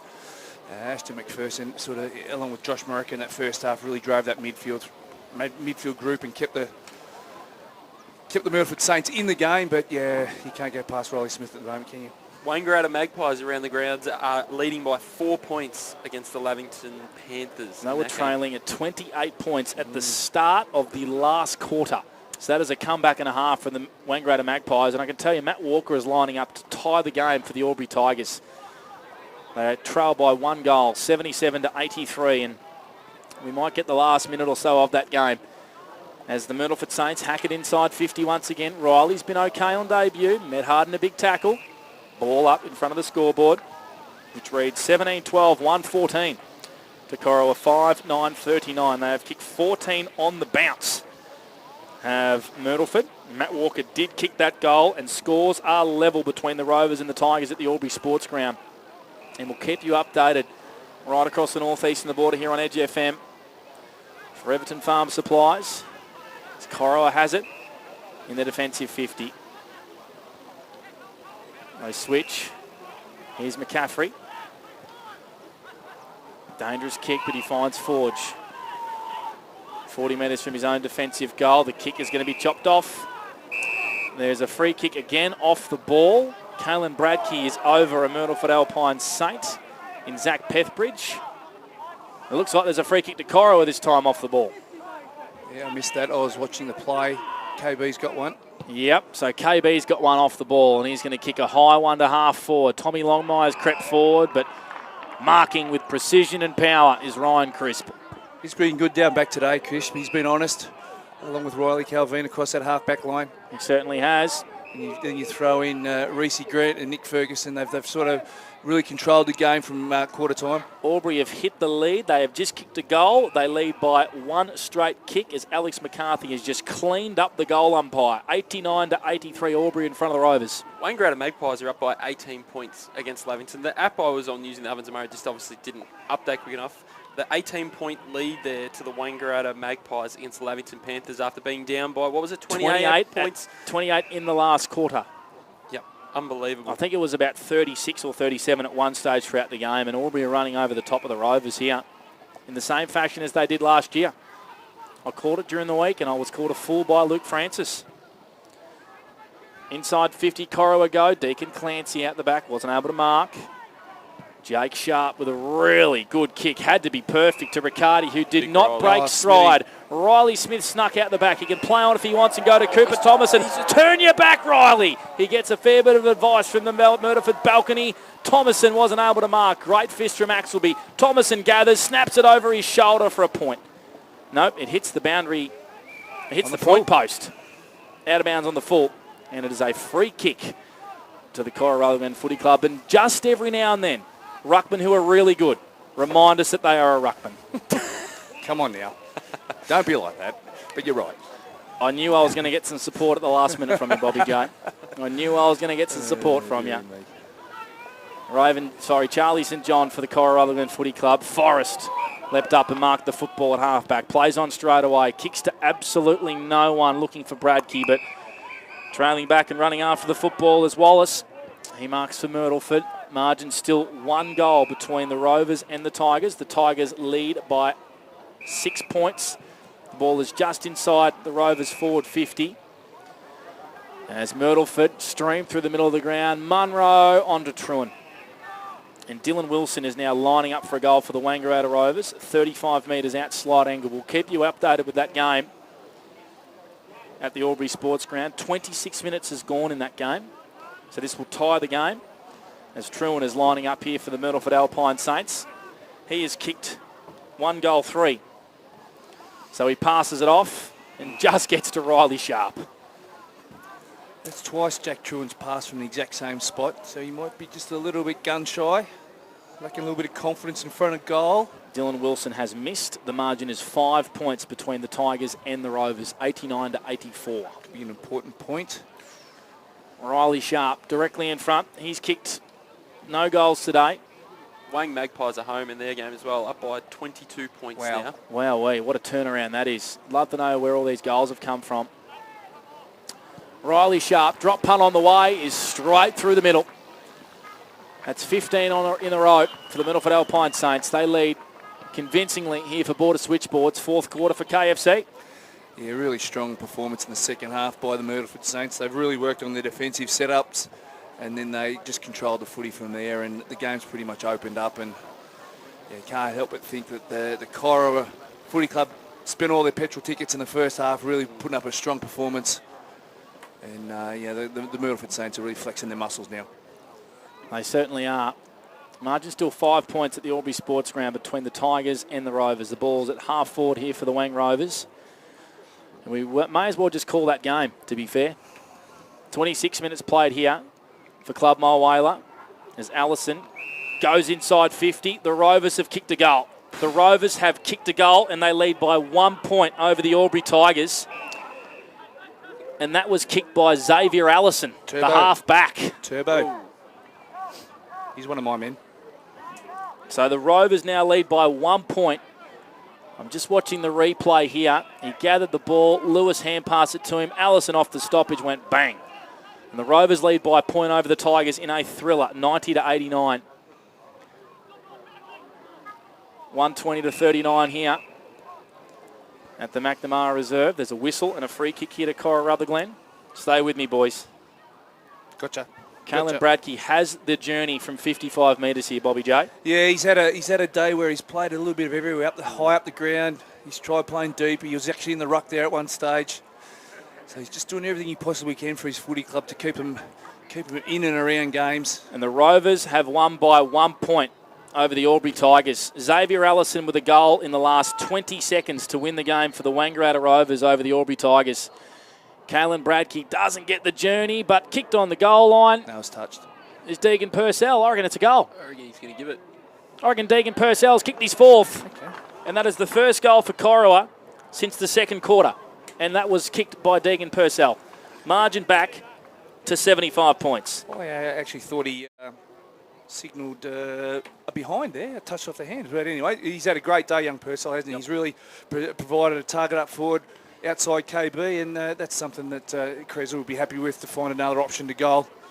Being young Purcell, he's been quite a live wire. And he's been able to help out with his defensive side of it as well. Obviously, in that first quarter, I think it was, Bobby did a nice smother, which set up a goal early in the game as well for them. So a good, strong performance from one of the young Roos. Back in the middle here, Clancy, in fact, that was Forrest, leapt over the top of Riley Sharp, repeating. Wins to the Wang Magpies, Brad Freak, and wins to the Rovers over the Albury Tigers. And a win to the Myrtleford Alpine Saints, who keep that perfect home record intact here in the Ovens of Murray in 2026. 18-12, 120 over Cora Rutherglen, 6-9, 45, and the Saints move to 5-1 at the 1/3 part of the season. Yeah, they really flexed their muscles in that second half, didn't they, Panda? And it was, as we touched on throughout the call, there was a couple of main instigators in that. Ashton McPherson, I thought, was sensational. He ended up with the 23 disposals on the 40-wing stat sheet. But in my opinion, probably the player of the Revel player of the game was Riley Smith, big Riley Smith in the ruck. He kicked the 3 goals, kicked 2 behind, so he could have really kicked a real bag today and had the 25 disposals. I think he was just dominant in the ruck. I don't think there was anybody with the Roos that really could go for it with him. Obviously lacking a fair bit of height today, but I think a really professional performance by the Saints. Obviously in that first quarter, the Roos got the jump and got up to a 3 or 4 goal margin in head in the game, but you know, the Saints are a well-oiled machine and were able to work their way into the game and finally found their rhythm and were able to get their game on their terms. Thought we might be in for an upset early when, Corowa kicked 4 in a row and led by 18 points at quarter time, and then a 5-goal-1 second quarter, a 5-goal-0 third quarter, and a 7-goal-1 final quarter meant the margin was 75 points in the end, and a hiding for the second year in a row to Corowa. We've come to Myrtleford and got a good lesson. Bobby J's down on the boundary. We got you there, Bobby J? Yep, certainly have, mate. I'm just hovering. You are hovering, you're circling, you're creeping. Who are you looking for? I've got the big fella, a big Smithy. Good job today, mate. Rebel player of the day. Cheers. You boys got a little bit of scare in that first quarter. Yeah, it was a bit of a slow start, but you get a little shock like that and you try and kick back. So yeah, we had a good second half of the game and good finish. A little bit of honest feedback at quarter time by the boss, or was it just settle everything down and let's get our processes in place? It was probably just a bit of a wake-up call. We were just on the back foot, so yeah, just Not too much, not too hard on us, but just get going, I think, yeah. A couple of loyal lieutenants in that first quarter to get second quarter to get you back in the game. Young Ashton McPherson and Josh Maracca, they really went to work along with yourself to get your club back in the game. Yeah, those boys are just unreal and perform every week. So yeah, just good to have them in the team. Yeah. So a little bit of a role where you took the centre bounces and Sharpie coming off the wing to take the rucking around the ground, and you pushed forward really hard. Was that a plan or a mismatch that you identified in the lead up? Yeah, it's just something we're trying out. So play a bit more time forward, and because we got some tools that can play ruck. So yeah. We're getting the hurry up, mate. Well done, congratulations, and we'll get this photo done, and we'll get this song sung, eh? Well done, mate. Perfect, thank you. Just while that's all happening and Riley Smith flips the sign upside down, we might just replay the match-winning goal from Xavier Allison, courtesy of our sister station 2AY. This was the game-winning goal to win the game by 1 point with 30 seconds left for the Wangaratta Rovers. The ball's at half forward for the Rovers. It's their last roll of the dice. Lewis onto Allison. Could he be the hero? Xavier Allison from downtown! The captain of the Rovers doesn't kick too many, but how big could that one be in the magnitude of this game of footy? The Rovers hit the front by the barest of margins. 1 point ball game, 28.5 gone. The Rovers lead on O&M Live. How's the finish from Xavier Allison and the nice little quick hands? How good is that from our man Gus McLeod, calling it beautifully and just repeating the Rovers beat the Tigers by 1 point, 90-89, and it was a 75-point hiding for the Myrtleford Alpine Saints here over Corowa. Rutherglen will follow Bobby J into the rooms. Of course, the Myrtleford Alpine Saints will sing the song. An update in the Wang Lavie game. Is that still going, Freaky? It is still going. A 10-point margin now in favour of the Wangaratta Magpies. Obviously, they were down by 28 at three-quarter time. Got up to a 22-point lead. Now it's only a 10-point lead there. It's a 50-point turnaround in a quarter. Unbelievable. Unbelievable scoring. I can't wait to go back and watch the highlights on that game. So we're following the Saints into the rooms. We're going to sing this one loud and proud.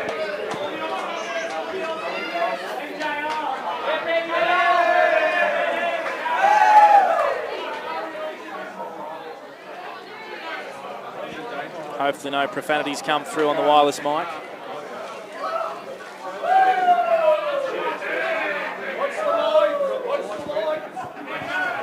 Young Riley just getting a water shower, been there on debutante. Oh, yes. Here they are.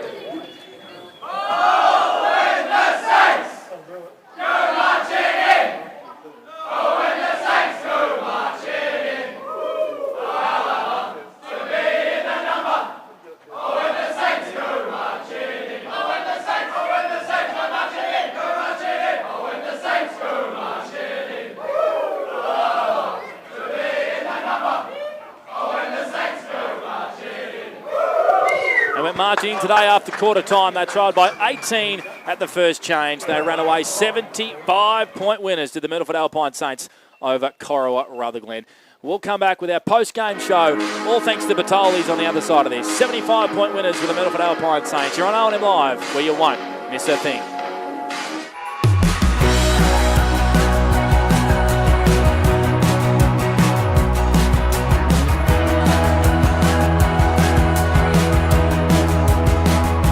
SS&A, this is your place.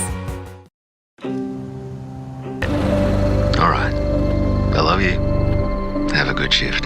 The all-new Nissan Navara, built for the grid shift.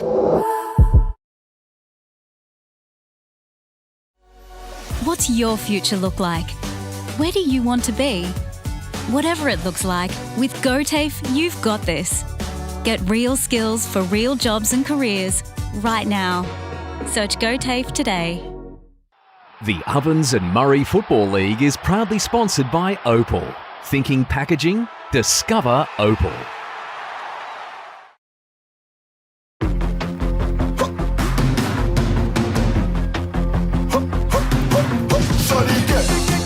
Shorty get inspired. How about that? How about that? This time, shorty get.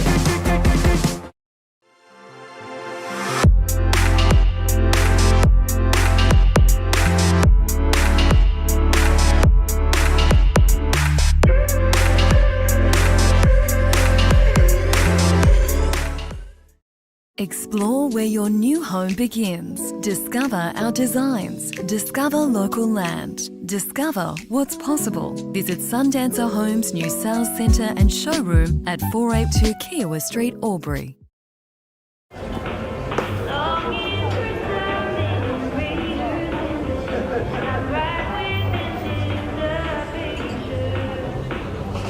I reckon I'll go mid.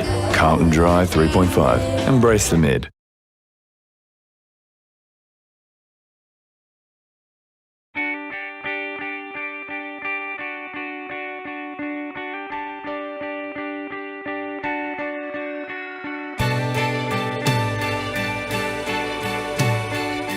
No one celebrates life like you do.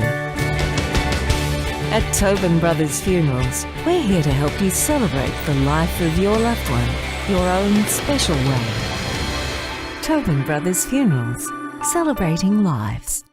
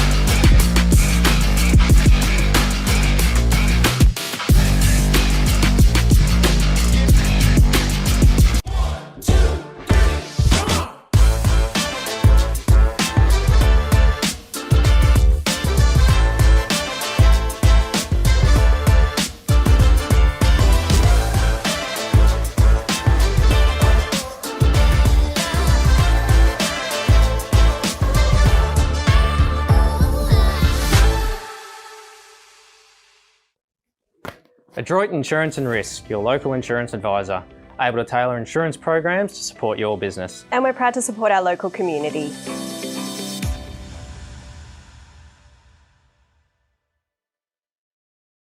This goes out to all the athletes, the fitness buffs, and the huff and puffs. On your marks, get set. Find your perfect fit at the Athlete's Foot.